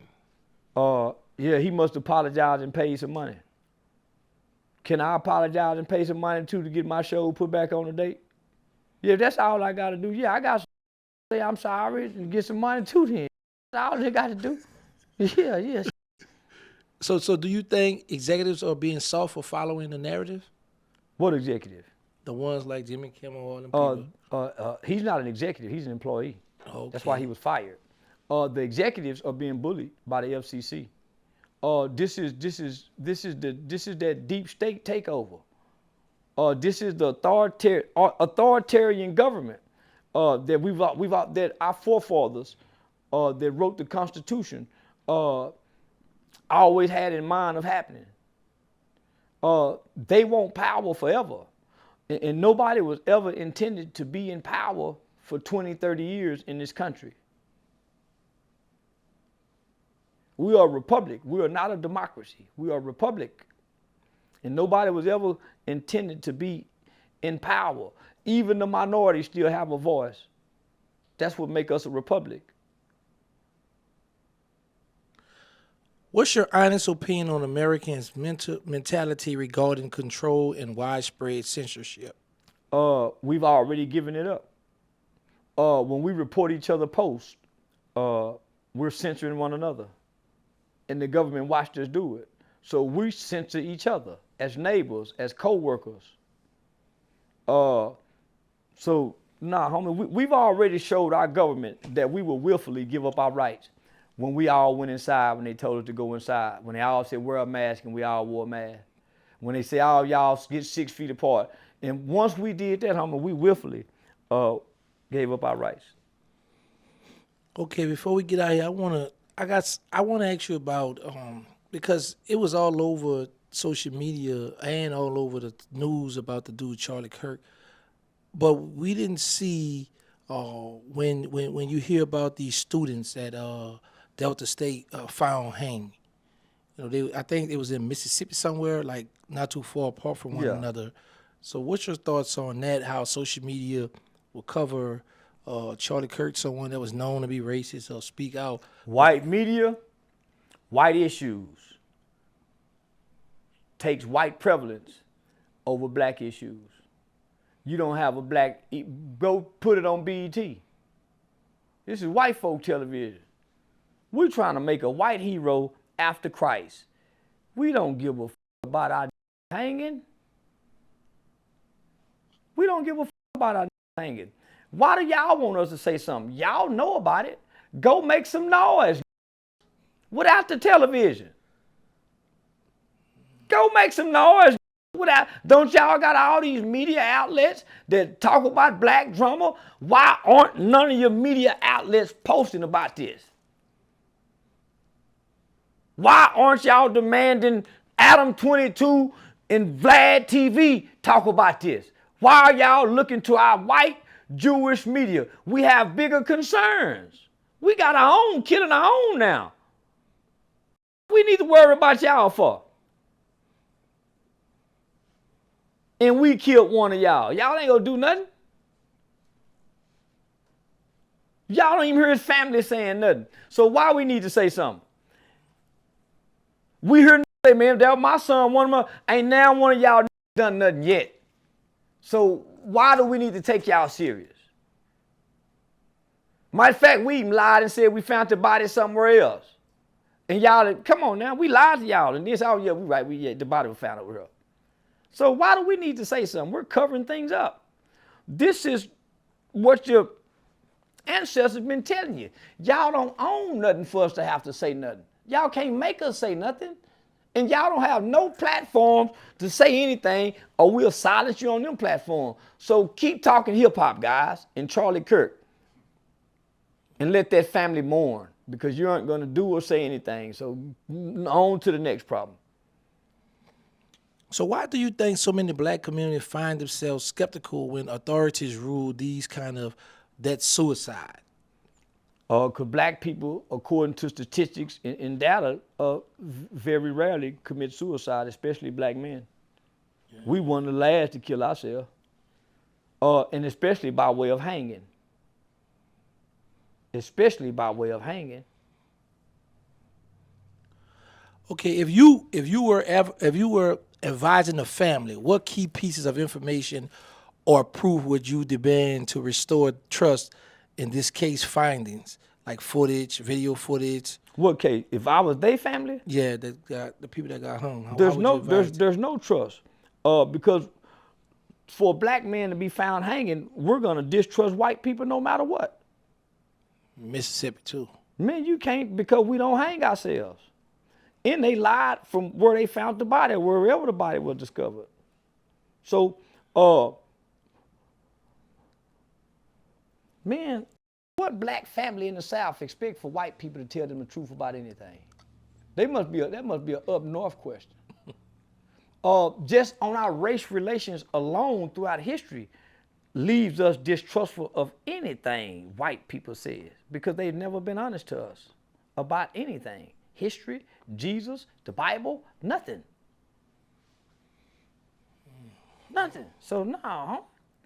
I seen well, I heard, I didn't see. I heard that you spoke on, you and 6ix9ine did an interview together. Yeah, it's out right now. Yeah, they be doing numbers. How did that come about? I've been with him. I feel like he didn't do nothing wrong. I feel like he didn't do nothing wrong. So what channel is it on? Hold on, I'm finna look it up. This want to go out to DG's. I ain't going out. But yeah, nah. So they've been trying to get me to do something with 6ix9ine for a minute. Me, him, and DJ Academics were supposed to do something. I was supposed to be in his most recent video. So it's called One Night with Stinny. Yeah, One Night with Stinny. So it already done 120K in 10 hours. I fuck with 6ix9ine, homie. And he a little brave heart. He ain't no hoe. He ain't no hoe. I fuck with him. And he tried to keep it real with him. The niggas just didn't keep it real with him. But according to my Meech and them, homie, the Fed was already on them. They just used that 6ix9ine. 6ix9ine really didn't even get them, homie, but I don't even want to get into all that. He a real little Mexican. That's all I'm gonna say. And he Mexican, so I fuck with him. Yeah, he Mexican. I fuck with him. Okay, before we get out of here, is there any chance that we're gonna see another interview with you and Woody? Yeah. Me and Woody been talking. So me and Woody finna start doing some 20 versus 1s and shit together, 20 versus 2s together. And we got a big interview coming up. So we probably shop it around for like a town hall meeting and sell tickets where people can come out and see us in person. Oh, that'd be pretty cool. We had a long, Woody proved to me he ain't playing. Yeah, I did everything I could to, he gotta have God, homie. He gotta have God. He gotta have God. Yeah, he too forgiving. And he too thoughtful and too kind coming from the streets. But like I told him, your weakness is your loyalty for what you love. Yeah, I watch you troll him often, and he don't bite. Well, him and Percy. Yeah, him and Percy too. Yeah, I used to do Percy like that. Shout out to OG Percy. Yeah, but if you listen to me troll them, I'm giving them some game, as I'm trolling them. So he listening, homie. So he listening because he want to elevate. The idea is to build a platform and then create a business from this platform you done built. Whether that's selling merchandise or acting, whatever. Build a platform and you can build a business off the platform. Yeah, so. Okay, man. So you got anybody you want to shout out before we get out of here? Or any upcoming events you got coming? Man, I got a bunch of them, man. I got a September 29th Atlanta comedy show, real big comedy show the year. Atlanta's favorite comedy show, sponsored by is it QC, Quality Media, Yachty something, and a drink. A documentary. Man, that shit I can't think. I just said it in the last one, man, but I done forgot. But yeah, man, I got a lot of shit coming out, man. I seen where you said you got booked for some big event, some big comedy show. In Atlanta on the 29th. Yeah, because I know some people was trying to call for you to be censored or stop. Oh, they canceled. So I had 8 more shows left on my tour. They canceled the last 8 shows. Well, they didn't cancel them. They rescheduled them. Okay. And they didn't reschedule them to punish me for what I said.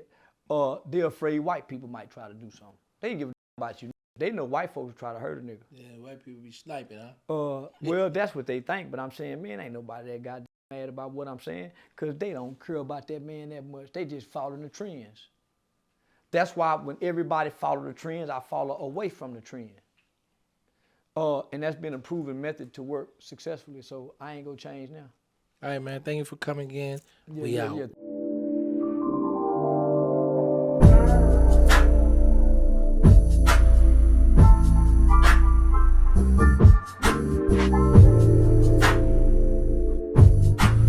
I'm ready to get it. I'm ready to get it. Y'all, we got Charles Wright, OG Percy, two big dogs from Fort Worth, Texas. Let's just get it in, man. Whose idea was it for you two to come together? Mine. Yeah, mine. When Percy, when Charles Wright reached out to you, what was your thoughts? Thank you, God. I've been waiting. I thought I got there. At least didn't want him to come and have to look at me before he talked to me. I don't want him to come stone. Yeah, he did. You understand me? God plans works like this. All right, Charles White. Yeah. How's your background and experience shape your worldview and influence your current situation and stuff that you got going on? I was a wannabe that became to be. I was a wannabe, so I was a wannabe kid that grew up in the suburbs, who got to go with my cousin in them house on the south side. Originally coming from Stop 6, but when I was in Stop 6 home, I was 4 or 5 years old. So that's where I lost my eye at. I lost my eye in Stop 6. I broke my leg in Stop 6.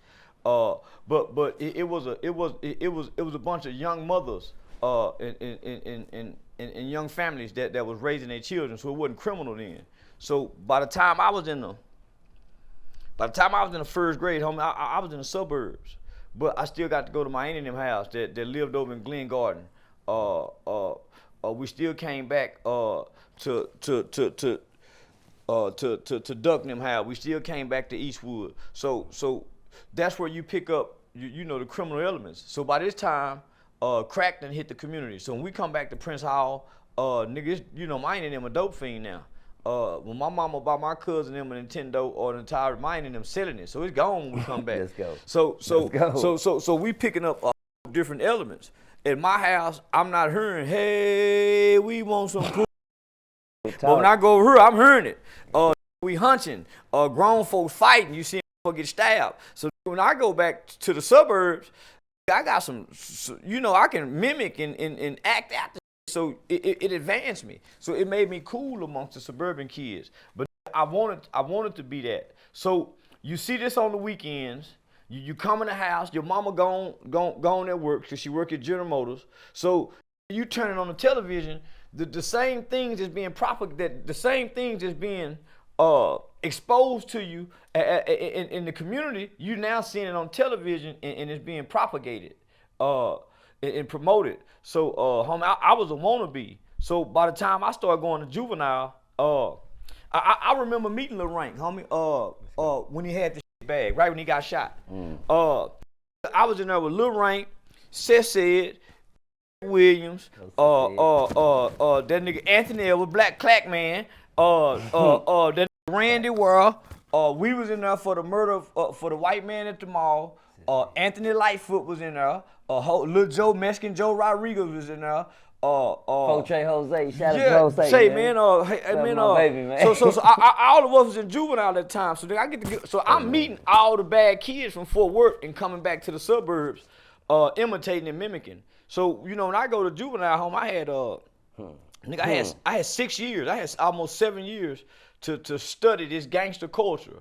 Read books, the Monster Cody books. I done watched all the videos. I done seen all the miso. By the time I come home at 21, I'm like an expert at mimicking this shit. Let's go.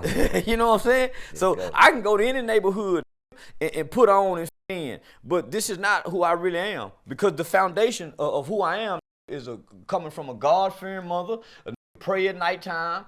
He say, excuse me. So I'm going against who I really am.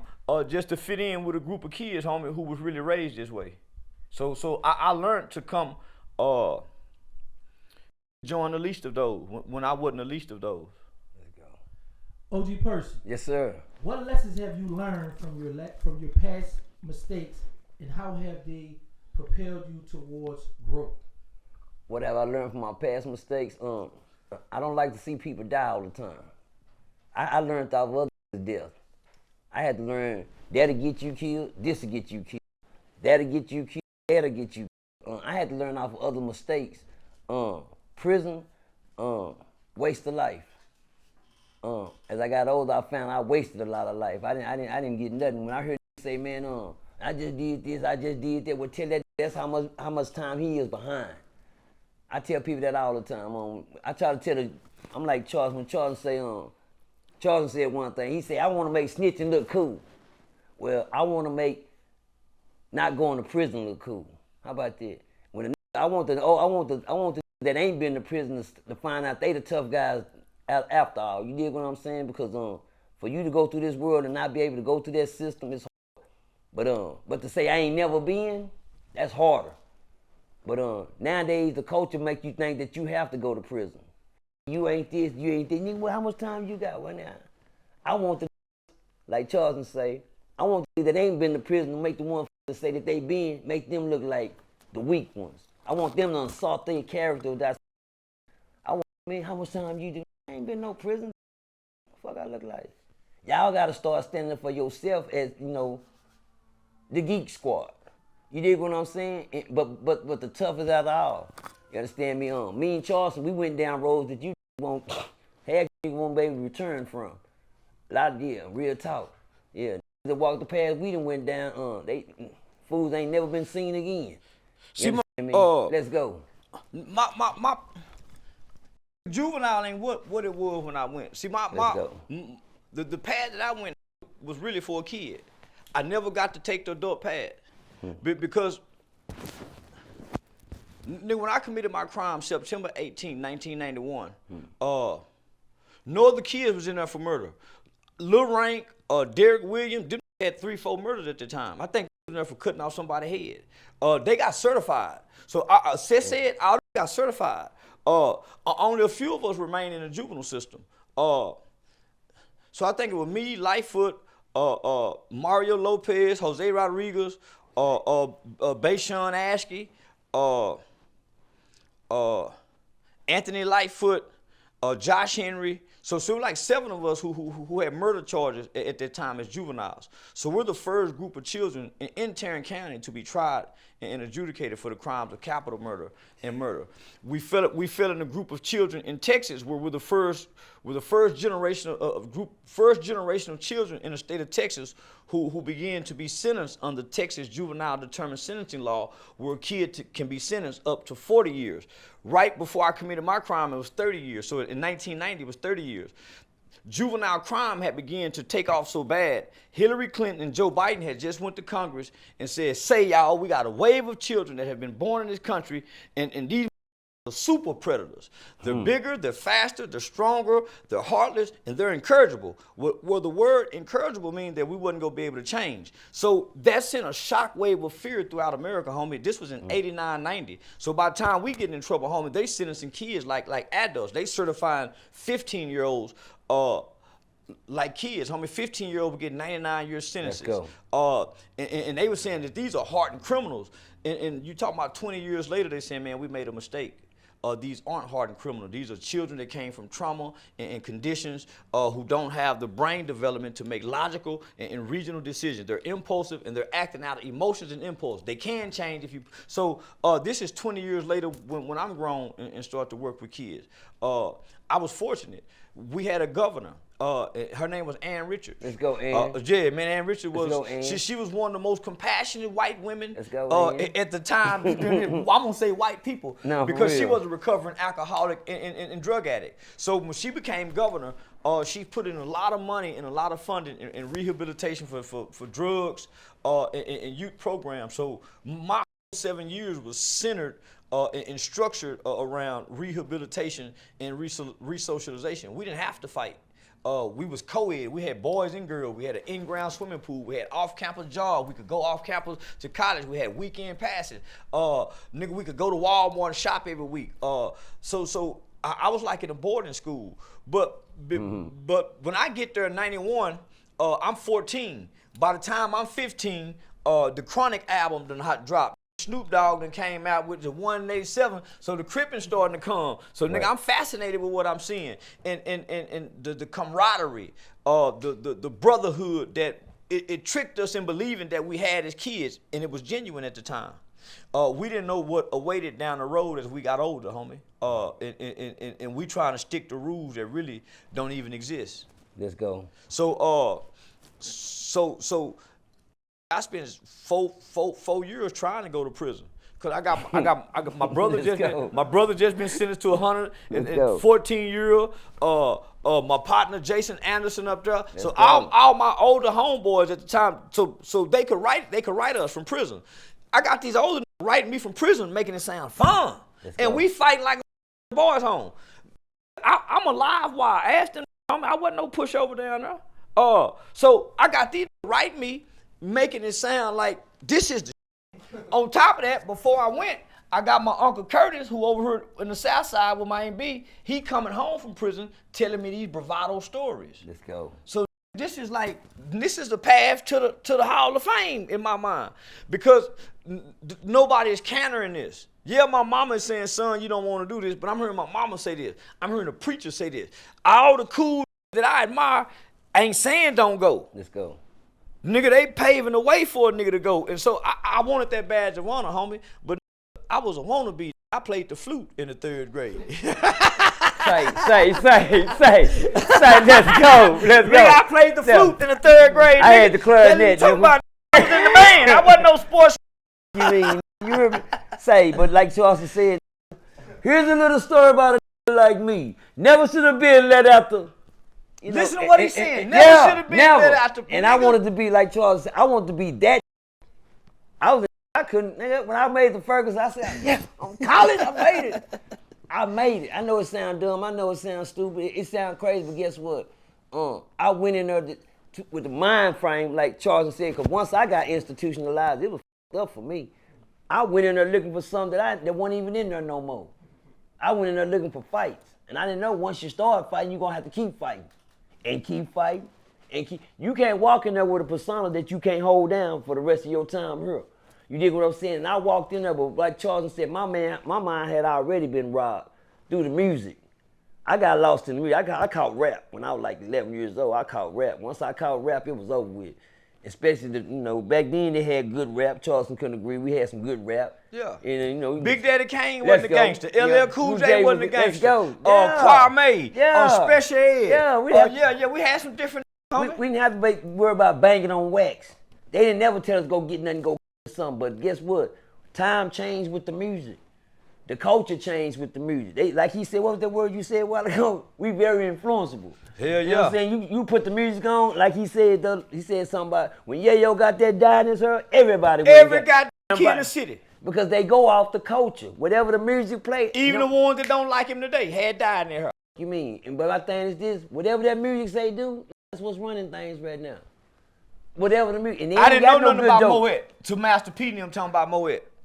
I ain't know nothing about Versace, Tupac, and Master P still riding the dime hats with the Versace. We ain't know nothing about that shit. We ain't know nothing about going to put diamonds in nothing to cash money and went to hollering bling bling. We was gold. Oh. Diamonds have always been girls' best friend. But when cash money come, we all went to being diamonds. So yeah. So now the music, we didn't know nothing about having threesome till these started rapping about it. We thought it was just trains, 7 from one girl. We didn't know you had 2 women and one. I heard the little midget say something. I'm go Bushwick Bill. Yeah, man. Bushwick Bill turned me on. You hear me? Yeah. Charleston, can you share a moment of experience where you overcame significant adversity, and what were the takeaway from that experience?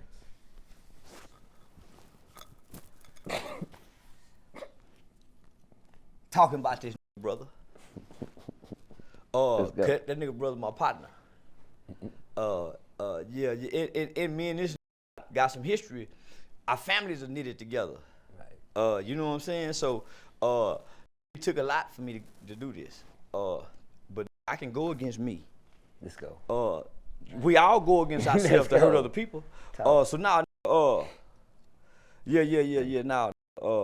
I had a disdain for them, homie, when them California started tripping and they taking the crippin' side, knowing I ain't what they trying to make me out to be. So yeah, I was real resentful towards the city and person and everybody behind that. Same question for you, OG Purse. Can you share a moment of experience where you overcame significant adversity? And Charleston just told you. He just told you. I had to hear but don't hear. I had to see but don't see. You know what I'm saying? I had to hear but don't hear. Man, you heard that? I had to walk through the here, nigga. Man, you letting that Charleston just, man, cuz y'all listening to him. That's y'all. I'm not listening to Charleston ass. If I listen to him, he'll drive me up that goddamn wall. I can hear him. Yeah, I heard him. But like I told Charleston, when you start listening to Charleston, that's when he gets you. For somebody, you know, that was, man, and I thank God. I wouldn't even tell them to take it back today. So let him, I see the officials. So let him, I see the officials just sitting back watching us. Yeah. So, so shout out to Officer Charles Rogers. So Chuck come get me with the sergeant and gang unit. Yeah. They watching Percy. They love and say, man, can you get OG Percy to come talk to the school? What's that boy that's gone now? Which one? He brought us together, the big boy. He gone. He died on us, man. I know he would love to see this. John, man. Lil John, man. Let's go. Yeah, man. Lil John was Eastern Hill coach, homie. So he died, homie. So him and John, they finna put a youth program together. So he said, man, what about Percy? Man, I said, fuck Percy. But I can't genuinely say that because I know the. But you know, I'm saying, man, that with that gang bang, he cuz too much. So I initially tried to hate on him, right? I ain't gonna lie. So I initially tried to hate on him. So Chuck said, nah, man, reach out to him for me. So we arranged a dinner. We meet up at Dixie House Cafe, homie. And I really fucked it up. If I wouldn't have got in the way, we would have had a bad ass youth program. But I'm mad at his cousin, Tracy Carter. You know, Tracy Carter, we all got some internal political beefs. He just in the middle of it. He a street, this is political shit. When he started saying shit, I was like, Tracy, you be. So yeah, man, so this some deep shit, homie, but these are the key pieces and components to stopping a lot of this shit in the city. But you know, some political people got in the way and I took it out on him. Shout out to Dewberry, man. Yeah, some political people got in the way, and I took it out on him. And OG Sang. Shout out to him too. Insane. Okay, we're gonna start with you first, OG Purse. How do you view the relationship between gang culture and social media? They trying to mix it all together, but one thing you can't do, you can't bring the in the street to the industry. You hear me? You gotta leave the in the street. You can't bring that in here. That's just like saying I told nigga you can't bring the streets to prison. And you can't bring prison to the streets. The don't mix. Any way that you do it, it's gonna f it up. In this gang that me and Charleston got going right here, you can't bring the streets in here. I be hoping y'all do, so I put your ass in jail. I swear I be hoping you niggas come with that street. It don't work. You can't bring the industry. You know what I'm saying? You know, you can't bring that you do in the streets inside of here, man. It ain't gonna mix. Every half fail. Every half fail. From Suge Knight, it done fail. Let's go. So, man, street ain't supposed to be on the internet. If that's what you is. If you're an entertainer, you can stay there. Man, if you ain't born in it at this point, you hear me? You playing. Because today's people really believe that it's not illegal to be in the gang. And I'm saying it is illegal to be in the gang. If you identify yourself as a gang, any trouble you get in life, your sentence or your punishment is enhanced because of your gang affiliation. Man. I don't give a what it is. Man. If you walking in it and he's a gang, you're enhanced in whatever kind of trouble. So it is illegal to identify as a gang. And y'all ain't no 501c3. Y'all ain't done what Larry Hoover tried to do went and registered this as a 501c3. So some of y'all can say, hey, I don't know what them criminals doing, but we are a Crip non-profit. You see what I'm saying? Ain't nobody went and done that. Ain't nobody went and incorporated these street names to take the illegal tag off of it to legalize it. This is my Come on, man. man. One thing I do know about Charleston, man, when I listen to, that's the part I'm trying to tell you, man. That right there, the shit you don't know. You hear me? That right there, you can hear everything else he say, but if you don't get the message, you gonna lose. I stole. We were. Let's go. We would get the Rolling 60, the Rolling 30, the Altadena Block Crips, the East Terrace Gangsters. We were getting into it with the BGDs, the Gangsta Disciples, the Trey 57, the Hoover, the Gangsta Crip. We were getting in the Grape Street. We were getting into it with these. We were having a war for 2 years, and 100 went to prison behind this shit, and we was all really friends. So they moved me to them disciples. Keep booking them over there. Greg Henry, these some big names down there off of Houston. Damon Bible, man. Also, say I stole them literature. When I stole them literature, I wanted to switch sides. Why? Because Larry Hoover at that time, homie, probably 5 years prior to that, was just implementing the growth and development. And he was starting to put literature throughout all the prisons through America, homie. And it was transforming minds from gangsters to growth and development. And I caught it around 17, 18 when my brain was and then Tupac had just come with the All Eyes on Me, the Me Against the World. So I'm sneaking and studying literature with the headphones on, and I'm looking at crippin' like these dumb. You hear me? Cause then it was a guide, homie, to manhood. Unbeknownst to me though. All right, Charles. In what ways do you believe individuals can be redirected from the path of gang involvement into words more positive? Them got to go to prison and read them first 48 laws or books of power. Them Donna Goins books. They gotta go to prison. Hold on, it's another option. Let's go. They got to go to the graveyard. Oh shit. Or they got to go to the military in the 5th grade. Dang. If you can't put them in an ROTC military school program, by the time they get out of the 4th grade, you can't stop them until prison get them. Because the foundation of where they come from, homie, you gotta think. Most parents are having the kids from 14 to 22. They done had 2 to 3 kids. Can you imagine what a 14-year-old parent is saying and exposing their kid to? They immature. They want their kids to know some shit.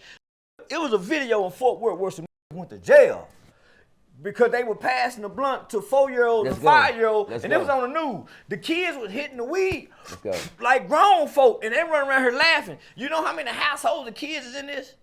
You know how many times our older cousin will come over and go, and 4 of us will be in the closet, 2 of us will be in the bed, and we heard that getting tore up, and we sniggling and giggling. Boy, y'all get y'all. And when we come up, we see titty, and now we young perverts. Yeah, I'm crawling down the hall. I hear him. I'm on the hall on the floor crawling down trying to see what's going on. So, homie, you got to think now. We had to go look under couches, on top of closets, up under the mattress to find perversion. Now, perversion and everything is at the tips of their minds if they can spell. How you gonna prevent anything now? You don't have no control of what's being implemented into their thought process based on what they see. Remember the monkeys? See no evil, hear no evil, speak no evil. Right. We ain't got them monkeys no more. Our kids is open to everything. They get to say anything, hear anything, see anything. So how do you get to guide their future? Talk.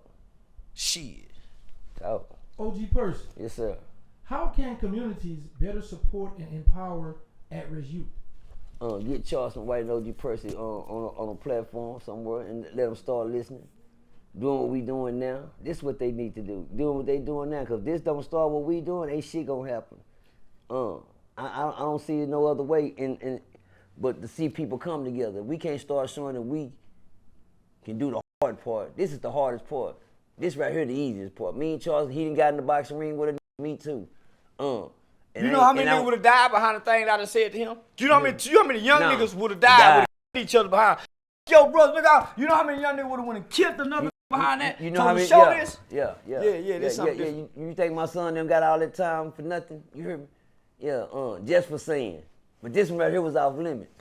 You understand me? I got Charleston. Say, little homie, them son was so ruthless, they were running down on mamas. No.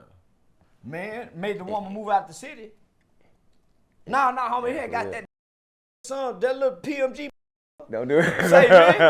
Say, man, good job, Fort Worth PD. But he gonna come home a better man. But nah, homie, they was scaring, they wasn't sparing mamas. So this group here ain't no mercy. Yeah. Cause what no mercy shown to them. So they mashing on everything. So now we're retaliating against mamas, homie. Yeah, but see, when they see us doing what we doing, see, my son didn't see me with the ops. I didn't set my son talk to Ape Game Almighty. His word, if they'd have seen each other in the street, they'd have blew each other head off, and everybody with them. Shout out to Lil Dave, man. Yeah, I see man. you Yeah, maturing, man. nigga. I see you Yeah, maturing, man. nigga. Shout out to Almighty, man. I say, man, I got PMG on the phone. I just want to know, can I get y'all to do a song together? And PMG was on the phone, and Almighty said, he on the phone right now? I said, he on the phone right now? He said, yeah, I do it. And PMG said, yeah, Daddy, you got that? I said, that's all. If I'm not even here, y'all just remember, y'all see it that. Charleston, make sure they stick to that. If I'm not here, if anything happen, nothing, which I hope to be here when they come home. But I want to see that. I want to see. If me and Charleston sit here, man, anybody can do it. CJ and Yayo, y'all can do it, man. You know what I'm saying? It's gonna take, I healing. It's about 5 years. Let me just say, healing. Let's go. Most know when they're wrong, but they can't admit they're wrong. Let's go. Just to even feel convicted by being wrong, it even feel bad yourself. So to say you're wrong to other people, and that's a vulnerable. So I'm watching a video. Neither I'm watching I like. Talking about him or Percy. But I got a connection with Percy. I got a connection with the other through the family member that we know, right? I said, man, that nigga Percy real and homie. Cause I had to think. I said, all I about this. This nigga ain't never said nothing real ill and disrespectful about me. Not once. Not once, homie. He ain't made up. Not once. I said, nigga, that's a real trait. So I hit my nigga say, run down on Percy. So I already know we can't find him. We already know who to call. Call Joe Blow. Let's go, Blow, man. call Blow. Yeah, nigga. Call the conductor. Yeah, You call hear the me? conductor of the Underground Railroad. Blow go find everybody. So we hit Joe Blow. And I say, man, nigga, let's break bread together, nigga. Let's go back and make right. Well, cause nigga, you can't stop what God got. It was intended for me and him to be together. Let's go, man. And so yeah, nigga, I broke the chain, so I didn't want to break bread with it. I ain't like Diamond Stone. Yeah, I'll take that in my hand. He was the whooping boy. Yeah, he was just the whooping boy, nigga. I ain't like, But Tracy he Carter, gave you the game. nah. But I was teaching that through a lot of shit because I would get mad at them. I listen to everything. I say he gonna. I would get you mad gotta at them, wait nigga. for it. I would get him on a lot of game, nigga. I swear I would. But him, it's only 3 I done really gave some real game to. 4, and him from the beginning. I spent years dropping it to him. Woody, Aaron the plumber, and that 4 extra. Publicly, you gave him some real game, nigga, that'll change their life. More than that, for real. No, for real. 'Cause if I was listening, I know the world was too. You hear me? So let me ask you guys this. What impact has social media made on your life and your ability to connect with a wider audience? I'm gonna let him go first, shit. Terrance, you gotta read that shit fast enough so I can catch it, man. Goddamn, like, What impact has social media made on your life there you go. and your ability to connect with a wider audience? You read like I used to read. No, I appreciate you, Terrance. He didn't rehearse them questions. He got to rehearse them. That's how I know. Yeah, he didn't rehearse them questions. He getting better though. But he trying to use that so he can think of a question. No, I'm good. I got to answer off the top. Go ahead, do it again. Ask me again. Okay. What impact has social media made on your life and your ability to connect with a wider audience? Oh, it's made a very good impact on my life. This right here is the biggest right here though. I ain't even lie to you. This the biggest impact. I done been on a lot of shows. To let y'all know, there's only been 3 people out of Texas invited to the 85 South show. 3. This is a big old place. This is a big old state. It's only been 3. Jay Prince was the first one. Percy was the second. Charleston White was the 3rd. That's it. Yeah. That's it. That's a worldwide record. That's a big impact. And me and Charleston doing more numbers right now that I did on 85 South show. So that I did. So when I was when, go. That's when I knew he would be. When I went on the show, cause because I done been by this time I done been in New York. I done come to Miami to do something. But I've been going to small states. So this the first really big platform. I said that. So you know, as I was moving around, everybody was rooting for Percy. Man, you and OG Percy, man, fuck OG Percy. Say, man, come on, man, you tripping, you lighting up on everywhere I'm going. They said, man, so I'm saying, man, this ain't doing the numbers like this, but he doing the numbers on Diamond Stone. So that's when I started saying he got a fan base that he can come over here and build on his own. So the more I started traveling out, they rooting for him. And I got in my camp rooting for him. So and I'm getting mad and madder because all I see is Charleston. I told Dewberry, every time I look at you in Charleston somewhere, I'm sitting in my, that sitting in that cell down in that one. But they rooting for him. Yeah. He ain't got no way for nobody contacting to book him. He ain't got no email set up. Let's go. Because nigga, they got him over here boxed in. Don't they, man? Nigga, so they keeping him they got this candle in the closet. And I done took my candle out the closet and I'm lighting up everywhere. Yeah. He done put so I'm saying, man, dumb ass nigga. But I'm saying, but I'm feeling bad too though. So I started teaching him through insults. Yeah, ain't got you no bobbleheads, nothing, no woo woo woo, no clothes. Yeah, ain't got no merch. You supposed to have him been so I'm woo woo woo. Supposed to have some merch. Turn me up. So yeah, homie, then I'm getting mad at them. Saying if y'all fuck with him, show him. Let's go. Yeah, so now, let's go. Right. Yeah, what's gonna be, homie. Yeah, right about that. You can't even stop what's gonna be. I'm trying to stop what's gonna be, and look what happened. You know, they were just mad because, you know, he was saying what he was saying, but they wish they could shut him up because he was telling it on. You hear me? Because everything, they could tell. I started acting different. Man, you told me I don't listen to that. And at that time, homie. Why not? At that time, you just think, homie, at that time, I'm breaking all the rules, not knowing nothing, making $16,000 a month. This is with live videos. Imagine if I had somebody to teach me what I know and say, quit doing all them live videos. If you pre-record and edit, you would have been making $50,000. But I'm jumping online every day, cussing out, fucking and I'm showing you what I'm making. And they started hitting me. And I'm saying, yeah, Percy, I'm showing you what I'm making. Sick. I done went from making $200 in January to by May, nigga, I'm at $10,000. By June, I'm at $16,000. In July, I'm at $22,000. They snatched my channel. Within 48 hours, hey, y'all, I'm back monetized again.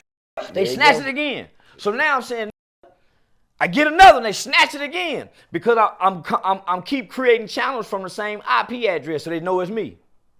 So they're hitting the IP address. So Hockley say, start your website. Let's go half on this. Me and them went half on the website, created the real Charleston White website. Go. So my said, you can't lose now. You got somewhere for them to come to find you now. So nigga, that's what gave me my confidence to say social media. I'm bringing this to the real world to sell tickets. Percy, you can do it too, but they got your dumb ass. I was cussing him out. Yeah, Percy. Look, they been asking about you, Percy. Because I'm real tuning them, hating on me, these hating on me. But nigga, yeah, but y'all hate, come on now. But y'all ain't showing it. Yeah, so it stopped being about him till I get mad at him. Yeah, he have a good interview and it looked like you dumb. So I'm gonna come back on him and draw that crowd over here. I was stealing that crowd. Yeah, go Charles. Work. OG Percy. Talk to me. What are your thoughts on Queso Far testifying against him? Say again, who? What are your thoughts on Queso Far testifying against him? Well, you know, I'm like Charles, and Queso Father shouldn't even be on that stand. That's number one. You don't drag your parents in the streets and no shit you guys know. Let me tell you something about me. I ain't never, out of all my kids, they been to courts, trials, and all this, I ain't never once been subpoenaed. Hello? Yeah, I ain't never been subpoenaed. My kids done been to trials, courts, all type of shit. They didn't get themselves, but guess what? Daddy ain't got shit to do with that. You understand me? And yeah, if you get me up there, yeah, I'm like, I turn into eyeball on you. Him, and him. Them motherfuckers right there, that was it. Yeah, you can call me what you want. Guess what? Daddy don't got no business being up here. What the fuck you got me up here for, nigga? What y'all done did? My kids done did everything, but guess what I say? When you ain't a daddy, you end up in them situations. Because guess what? If I wasn't being a daddy to my kid, because my kids knew, man, come daddy, be quiet, come daddy, man. Shh. Okay, man. Don't say man. They go to my brother now. You just had it Crying and push-up stands on Facebook. Get on there and hit it. You gonna show out on? You gonna show out in front of your friends on Facebook? Go ahead, get it. Got your baby Drew leg on. Because I was trying to stop them from where they at now. I was trying to stop. I did my part. If y'all end up in that on y'all, but guess what? You gonna dig this ground up before I let you just walk in that penitentiary. You hear me? But guess what? Whatever they do, they knew not to drag daddy in, because guess what? I'm daddy. Whatever Queso and his daddy got going, he knew he can get his daddy up to now. What y'all want? Well, your son and them, I don't give a fuck what my son and them told y'all, get away from my door. You understand me? I don't get him. I keep myself in a man place, not a child's place. Once you involved with your children like that, when y'all buddy and shit, guess what? You got a subpoena to appear. Yeah, now you got to get on the stand and tell it and say something. That's why a lot of young dead, because they were buddy with their mama. Yeah, you can't buddy. Everybody thought I was buddy. I was with my kids. They knew I knock the wind out your take you in there, run you down through there. Yeah, and now go call the people. You understand me? Yeah, because guess what? I'm going to do mine before. Your Queso daddy was informant already from what they were saying on trial. So it was, that ain't the first time they've been hit with that. That ain't the first time that's probably been rumored or speculated that day in trial. So they already knew his daddy possibly was a,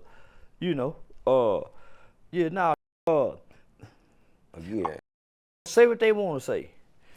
It's hard to beat nature. When it's time to go pee, it's hard not to pee. when you get aroused, it's hard not to want to scratch that itch. So nature's first rule is self-preservation. Not many people or not many parents do like that man did just a few weeks ago when their baby fell off the boat, jumped right off the boat with it. Most people think, oh, my baby, somebody help! Somebody help! Folks don't immediately jump right in. Let's go. Home. So I heard people say all the time, just first rule is self-preservation. Okay, Mr. White, do you think it was a good idea for to plead out with the feds? You right. He better. Who have you known ever came out on top fighting the feds with his criminal history? He even said that DA told him, we want you, Lil Boosie. Didn't call him by his real name, called him by his rap name. On paper, homie, Lil Boosie is a serial killer. On criminal courts and documentation and police interrogation reports and witness statement, homie, Lil Boosie got 9 bodies or more. He like you, Terrance. He just ain't confessed and came clean yet. At least God done rid your soul. But nigga, Boosie ain't been delivered yet because he won't confess and come clean. Terrance, you gonna confess and come clean? He better not. Let's go. He better take it to the grave. You got it. Yeah, I got mine. Oh, okay, yeah. That's the only way. God say you have to confess with your mouth. Huh? Boy say he confessed with his mouth. Okay. And you gave these families some closure. But homie, they won't. Man, you can't be like OJ. You can't get away. And they mad because you got away, and all of a sudden you fall back into the hands of the man that's mad at you. Man, they got you now, son. So yeah. Just hopefully your God soften that judge's heart. Let's go. But I doubt it. They done seen you act out in ways against law enforcement. You publicly speak against law enforcement. Didn't you hear President Donald Trump said, I would free Diddy, but he said bad things about me? Damn. He said this in an interview. He said, yeah, I would consider it, but I heard he said bad things about me. Homie, you cannot speak against these white folks' political system, they criminal system, they police system, they law enforcement agencies, and then get over here and say, well, can I have mercy, God, please? Man, God can't make man have mercy because he can't violate free will. Okay. So I think it was smart for him to take that plea. I would have took it a long time ago if I were him. And told on the security guard for buying him illegal gun. I know he'd be buying. And set him up for an illegal gun buy like this motherfucking ass. I would set this motherfucking ass up to get out of jail. It was like this nigga motherfucking ass. Okay, listen. All right, this is a question for you, Charleston White. Given your past experience, how do you reconcile your statements, your sometimes controversial statements with potential impact on your audience, particularly young people who might look up to you? Damn, them niggas hear their mamas get on the weekends. You think my word bother them more than moaning and groaning they hear in their household when them echo mamas in the middle of the night? No, they don't, yeah, they hear all kind of moaning coming out that motherfucker closed door, so my word don't bother them. Whenever an author write a book, he do not have the audience feelings in mind when he's writing this book. He got a story to tell. Let's go. I got a story to tell. I got a something to deliver. So as I'm delivering this, I can't consider your feelings, or else I wouldn't fulfill what I'm called to do. So your feelings. Take your feelings out of it and put logic and reasoning in it. And then you'll be able to understand me more without being mad at me. Logic and reason without emotions. And I promise you understand what I'm saying. OG Percy, Yes, sir. you have spoken openly concerning struggling, you facing a coping mechanism you've employed. What advice would you give to others who think similar like that with the challenge that they face? Coping organism. What you say, Terrance, man? You gotta read that shit right. That's man. them rush that group shit, coping mechanism, coping He skills. said, go Yeah, them ahead. coping So mechanism. how you spoke openly about that. Mm-hmm. So what advice would you give people that's coping with the same situation like you? Don't hide yourself. Be who you is for real. I ain't never hid behind nothing. I ain't never hid. I seen. I'm like y'all. I seen hide behind gangs. I seen hide behind other. You understand me? Even on this internet.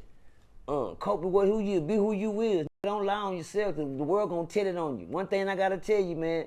Once you go to line, you gonna have to keep lying. To cope with the world, tell the truth. Be honest with it. Be honest with the world about who you are. Don't let them have to go find out, cause once they find out that you ain't who you say you is, They go shame you. hello. They go shame you. Me. So what you gotta do is start out being real with yourself to begin with. All youngsters, if you ain't no gang member, don't be. Nigga, you see them niggas wearing this, you dress nice. Keep dressing nice. We gotta start letting these youngsters see that you don't have to follow, the rags to the riches. You can be the riches and go to the rags if you out. My thing is this: these youngsters, they think that they gotta keep up with society. You don't. Keep up with yourself, man. Don't worry about what the next. When I sit in my cell alone at night, I used to look at the top of the bunk because I was on the bottom. Look at my cell, the top of the bunk. I just stare at the top of the bunk and just be wondering, man, God, not today. You understand me? I be wondering, man. I be like, God, because I'm not gonna get out this month. Be yourself. See, one thing I knew when I went, I don't like to talk about prison all the time because I went in there with a mind state trying to, fit in. Well, I thought I had to fit in. But I found out that the coolest was that was laid back doing the real. I heard a group of talking.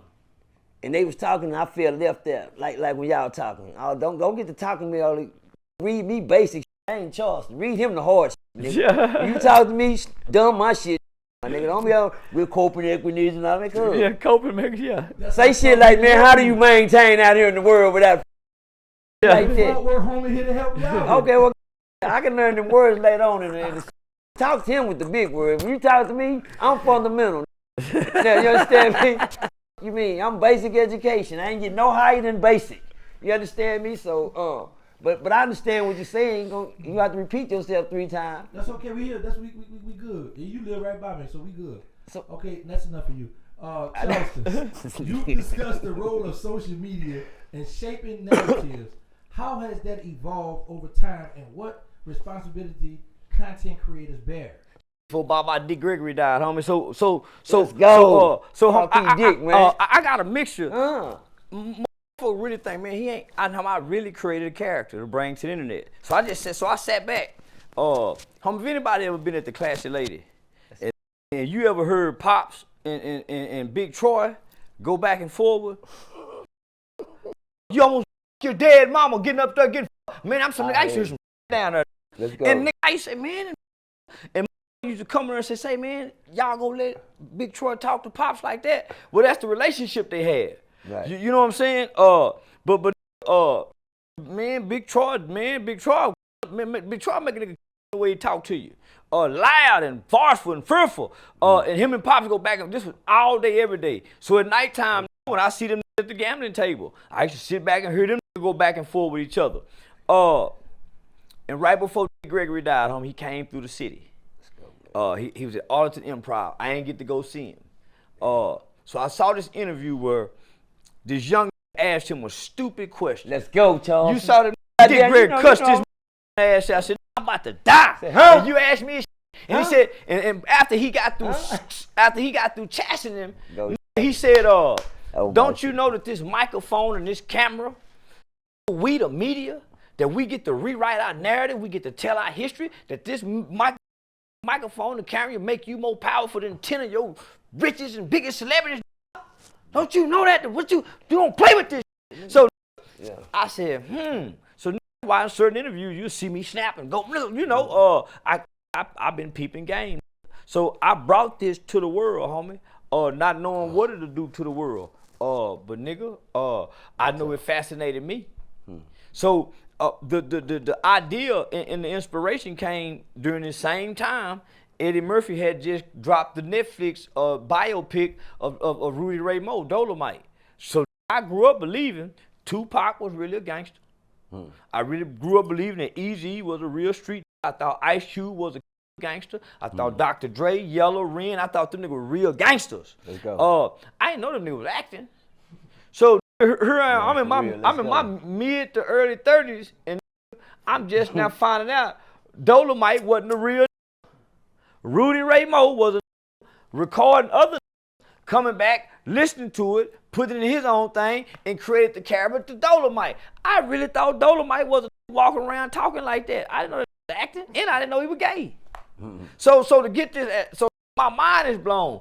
At the same time, you got the out of California telling the Tupac story. Now we ain't heard these stories before about how Pac and Mob James and so we heard Tupac was really scared of them. Them niggas were getting beat up, slapped on. Let's go, you man. know. So now Let's all go, this, I'm man. saying, man, what? Talk, man.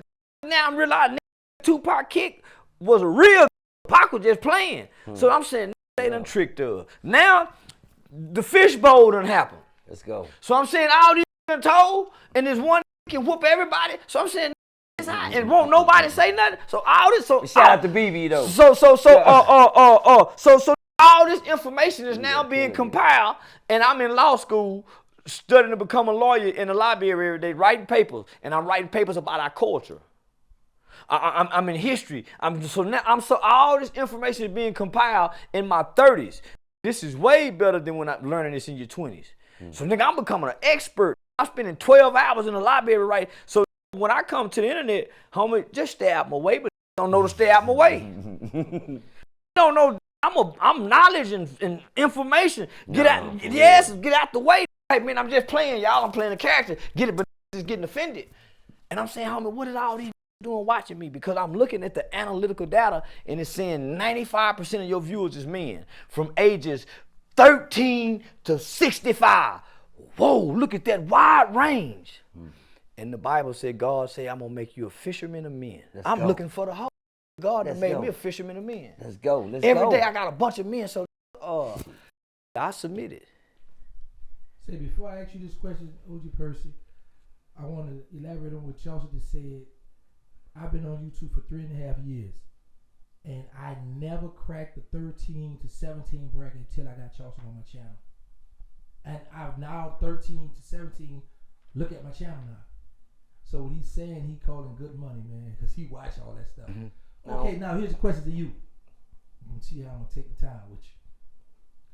OG Percy, you mentioned seeing a different version of yourself reflected in the mirror.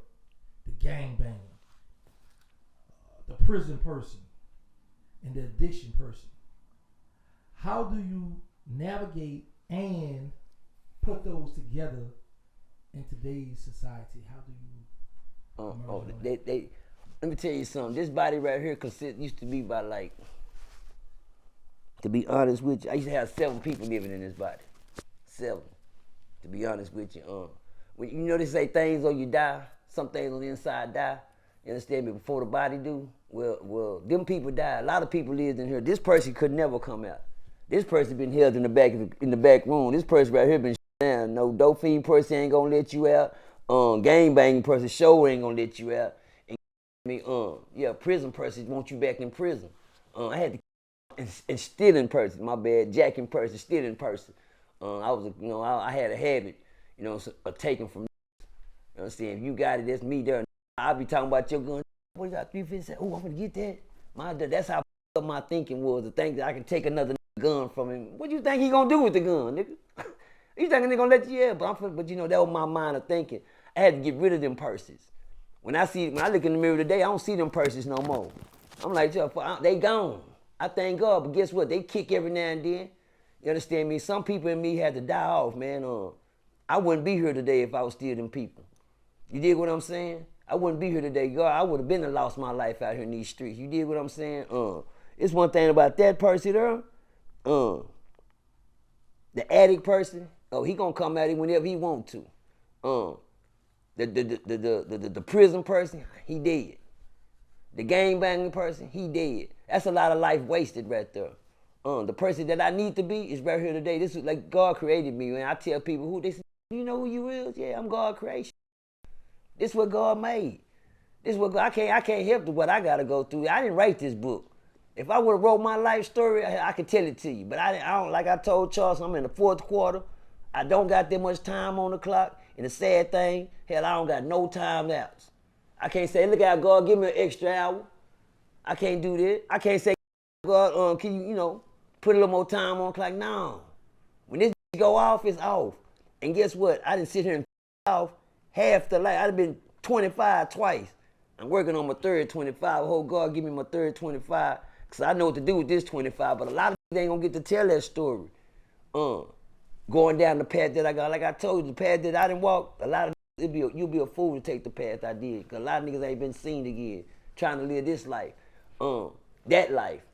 I think them people got off years ago, and I thank God, because guess what? I could never see where I was headed. I could never imagine Charleston being on side of me. We look at that, because guess what? I seen this coming, but I seen it coming way on down the road. But I ain't even lie, man. I said something the other day and me up on. They said, niggas, I be having dreams about Charleston when he get in you. I said, I told you. You let that nigga get in your head, he gonna come in that live rent-free, stick his head up on your head. Look at this. And wake out, man, guess what? You can't let him do that. But guess what? I can't let them people live in his body if I want to go somewhere. Man, Charleston always told me to clean up. Let me tell you something about this right here, man.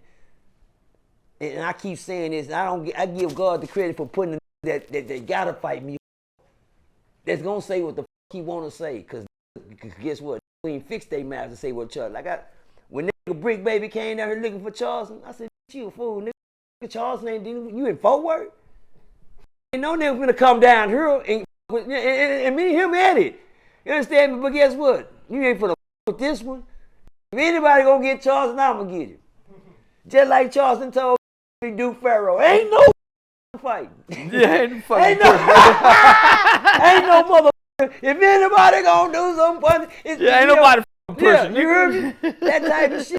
When Brick Baby came down, I told you where you at. You ain't finna come down to Fort Worth and say you came down to Texas to do nothing now down here. Especially Charleston or nobody. You won't get to go back to Cali with that one. You heard me? Where you at? Nigga, town. Nigga, you ain't looking for Charleston. And then I told Brick, Brick Baby came to the house. Me and him didn't have to sit down together. You dig what I'm saying? But I told him, nigga, you can't be a Brick Baby down here looking for Charleston. That's a dumb. You gonna come to another city talking about you looking for him. Like I told him, it ain't Charleston you gotta worry about. When you get to another city, you can ask T.I. that when he went to Houston and jumped out there going under trying to go that the Clover G. Man, a nigga came up there and I side-swept this ass. You hear me?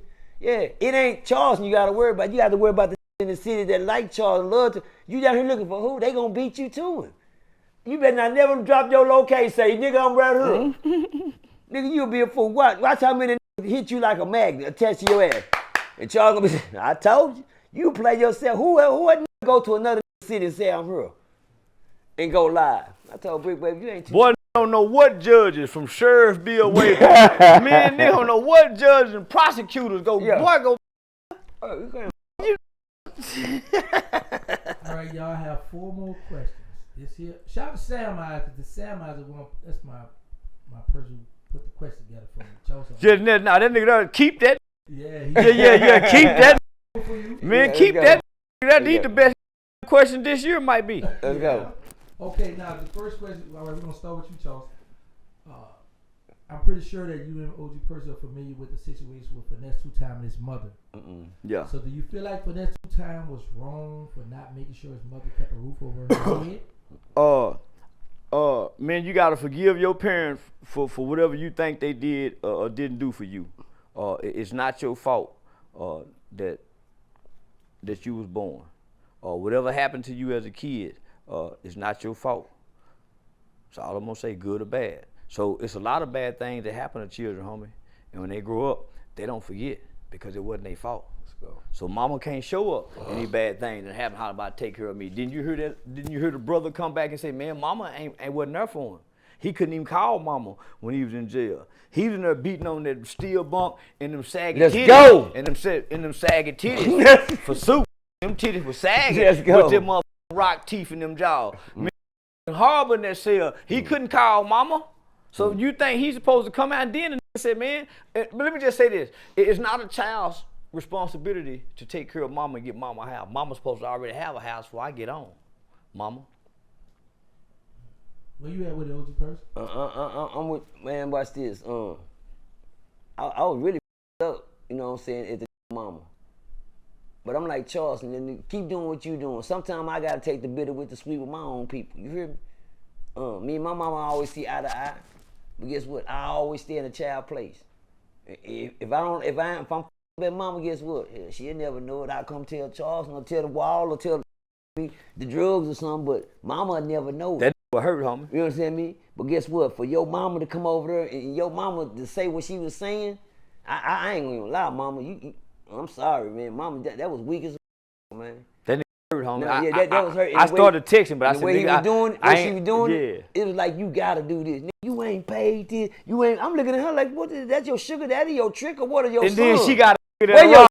And she got a nigga that robbed Finesse to rob the other nigga. She said, another said he gave her some money, right? She said, man. you better not come over here with no money. I get my nigga to rob you. See, your mama ain't, see that is, That's the kind of mama now, homie. no, his mama ain't what that is, man. And I ain't finna talk down on the mama, cause I fuck with her. Me, Cause that's my fuck with her. I before fuck with her. before to go live and to put so much out there, so much bitter and sweet out there at the same time. I seen 3 videos, homie, Okay, where I took the time to look in the eyes and I seen a hurt little boy. I know it. And the only way he can do it is make some 3 bad songs. He came with 3 bad ass.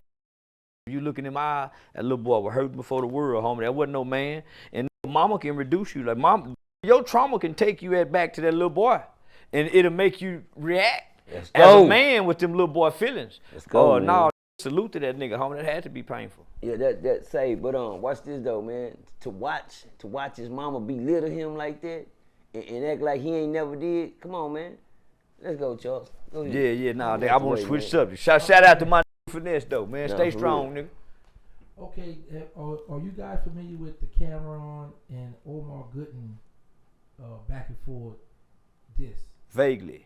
Okay, Cameron booked Omar Gooden to do a movie. That's not gonna come out. Right. So Yeah. do you think that was a clever strategic move on Cameron's part? Or was that a waste of money? A waste of money. A waste of money. Just a waste of money. Yeah, what good is an album when it's on the shelf, my nigga?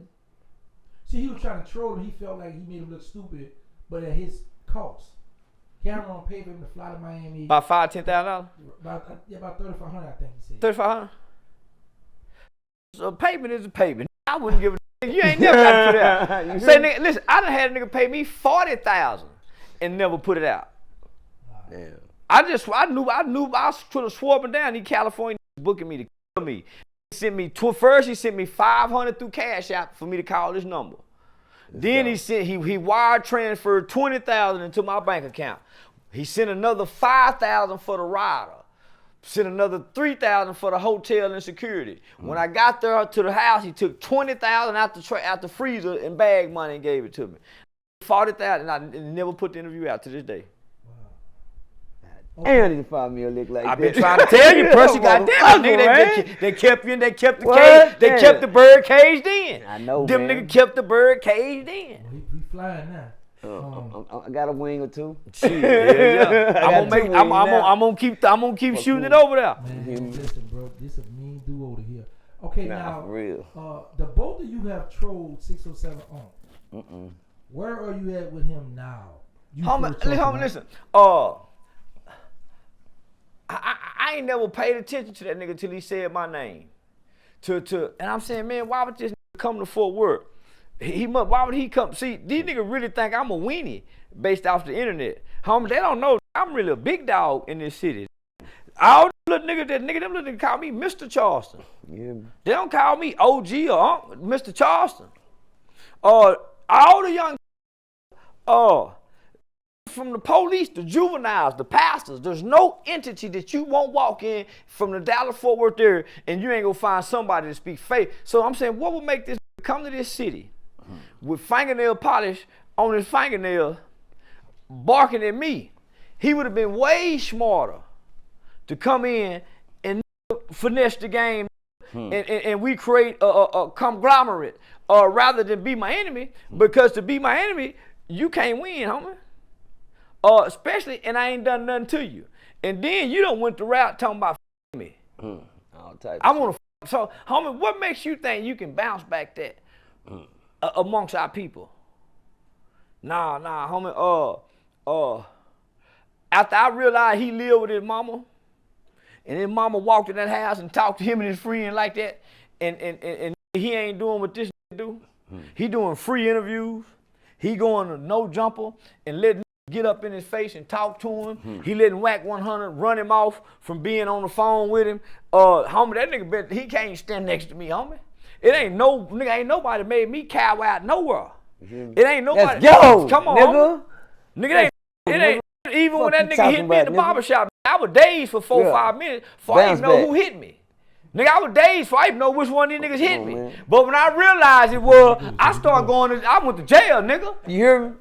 Nigga, when I realized what had really, I went to jail for 2 felony crime. So now, homie, that just, I'm gonna tell everybody this what a nigga told me. Big Pistol Gordon. And Big Pistol Gordon is the guy who put the spotlight on me and gave me the light before the world and said, this guy's funny. He said, man, nobody remembers the last viral sensation. So you got 1 year to 2 years before you die out or go off. Come on. Nigga, it's been almost 7 years for me. Let's go. And I keep going up. They playing with us. Because I realized this internet ain't my friend. Let's go. Everybody who done been big, from Duke Pharaoh to Nina Boy, Bosco, Capone, all these niggas have been big. At some point, the internet turned on them because somebody new come. So they start clapping for the new guy. Oh, we got somebody new. But I came off the internet to let y'all have the internet. I'm not even on the internet, homie, but I run the internet. I do other people interviews. I don't have not one channel of my own. I do other people interviews, and I'm the king of YouTube. I don't have one channel of my own. So I started studying all the people that's on the internet. They live on the internet. Say Cheese TV, DJ Academics, Vlad TV. Vlad once tried to come off the internet and do a podcast. It didn't work. Say Cheese tried to come off and do a podcast. It didn't work. DJ Academics tried to come off and do a podcast. It didn't work. I come off and I the podcast game. So DJ Academics tried to do something else at a showing. It didn't work. I pitched it to him. Say, DJ Academics, let's do some comedy. We set up a comedy show. Within the first week, 90% of the ticket sales were sold out, so I started saying F to Asians. So all these online, homie, they just now learning online. You know why? Because they on YouTube. I done jumped over here into the streaming world. They 7 years behind me. Let's go. They still on YouTube waiting once a month to get a YouTube check. I'm booked 3 times a week for comedy shows or something else, getting money weekly, almost daily. Man, them niggas can't compete with me. They on here for the, I'm on here strictly monetization. I got merchandise. I got hats. I got comedy shows. I got movies. I co-produce the movies. Man, I'm streaming. I got cameos. I got my neck. Nigga, I get paid for messaging. I get paid. Right now, nigga, I got 4 videos I got to shoot for $250 a piece just doing cameos for giving shout outs and roasting people. They ain't learning this game. To come over here and get all this new revenue, he finna learn how to get. Nah, them nigga got 1 stream of revenue. That's why I'm touching what I'm touching, because in order to get million, you have to at least have 7 different streams, 7 different more streams of income. I got about 10. Go. Percy counting the money already. Yeah, say, Fort Worth stuff right now. but yeah, 607 like you said. Okay. Yeah, he came to the wrong city trying the wrong game. Ain't no country boys down here, homie. Ain't no country grammar down here, my nigga. And we don't believe in the Illuminati. Yeah, we don't do all this shit down here. All that shit he got going on, cause he came down here and blowed up if he'd kept it 1,000. But when you come down here and you think everybody's a gimmick of the game, owe me $150 right now. You understand? You can have it. I told him never trade. I don't care, but guess what you can't have? You can't have my respect, because it ain't about the money, it's about the game you trying to run, about the little change. That ain't that little money. I got that in quarters over there on my dresser. But it ain't about that. It's thinking you getting away with something. And then your manager called. I ain't gonna say your manager name. You know, we'll report him later. Ain't that right, Bob? We know And he's a mob. And he's a mob. Your manager and called. he's a mob. Your manager called, didn't want to squash the bill, and then he want to do more business. I said, goddamn, I look like my nigga. Y'all ain't even squashed your last bill. Oh, ain't got nothing. Ain't you the manager? Everything he done touched done. Everything your manager done touched done failed. They gonna keep it 100. Everything your manager done touched, he done been in this entertainment industry a long time. That's why, everything he done touched done failed. He already burnt off on that already. Yeah, but they ain't even partners no more. He called me to let me know you in 607. Now you floating around, you freeloading now, you freelancing. Everything I touched and turned gold. Watch him turn gold. Watch him turn gold, nigga. All right, y'all, that's enough. We got to get up out of here. Oh, you better say something. Yeah. You ring the bell, nigga. And shout out to Jackson, Mississippi, man. We got 2 shows coming up. I got 6 more cities. End of the Underground Railroad Comedy Tour. Men stay looking for me and Percy to stream with Aiden Ross. I'm bringing them to the streaming world. Yeah, homie, y'all late. We crossing over. Yeah, we crossing over. Percy? I ain't burning that bridge. Bars. Big fact. We out. That is Terrance Gangsta Williams, a.k.a. OG Giggity, a.k.a. Mr. Answer Right Back, a.k.a. the People Champ, Terrance Williams.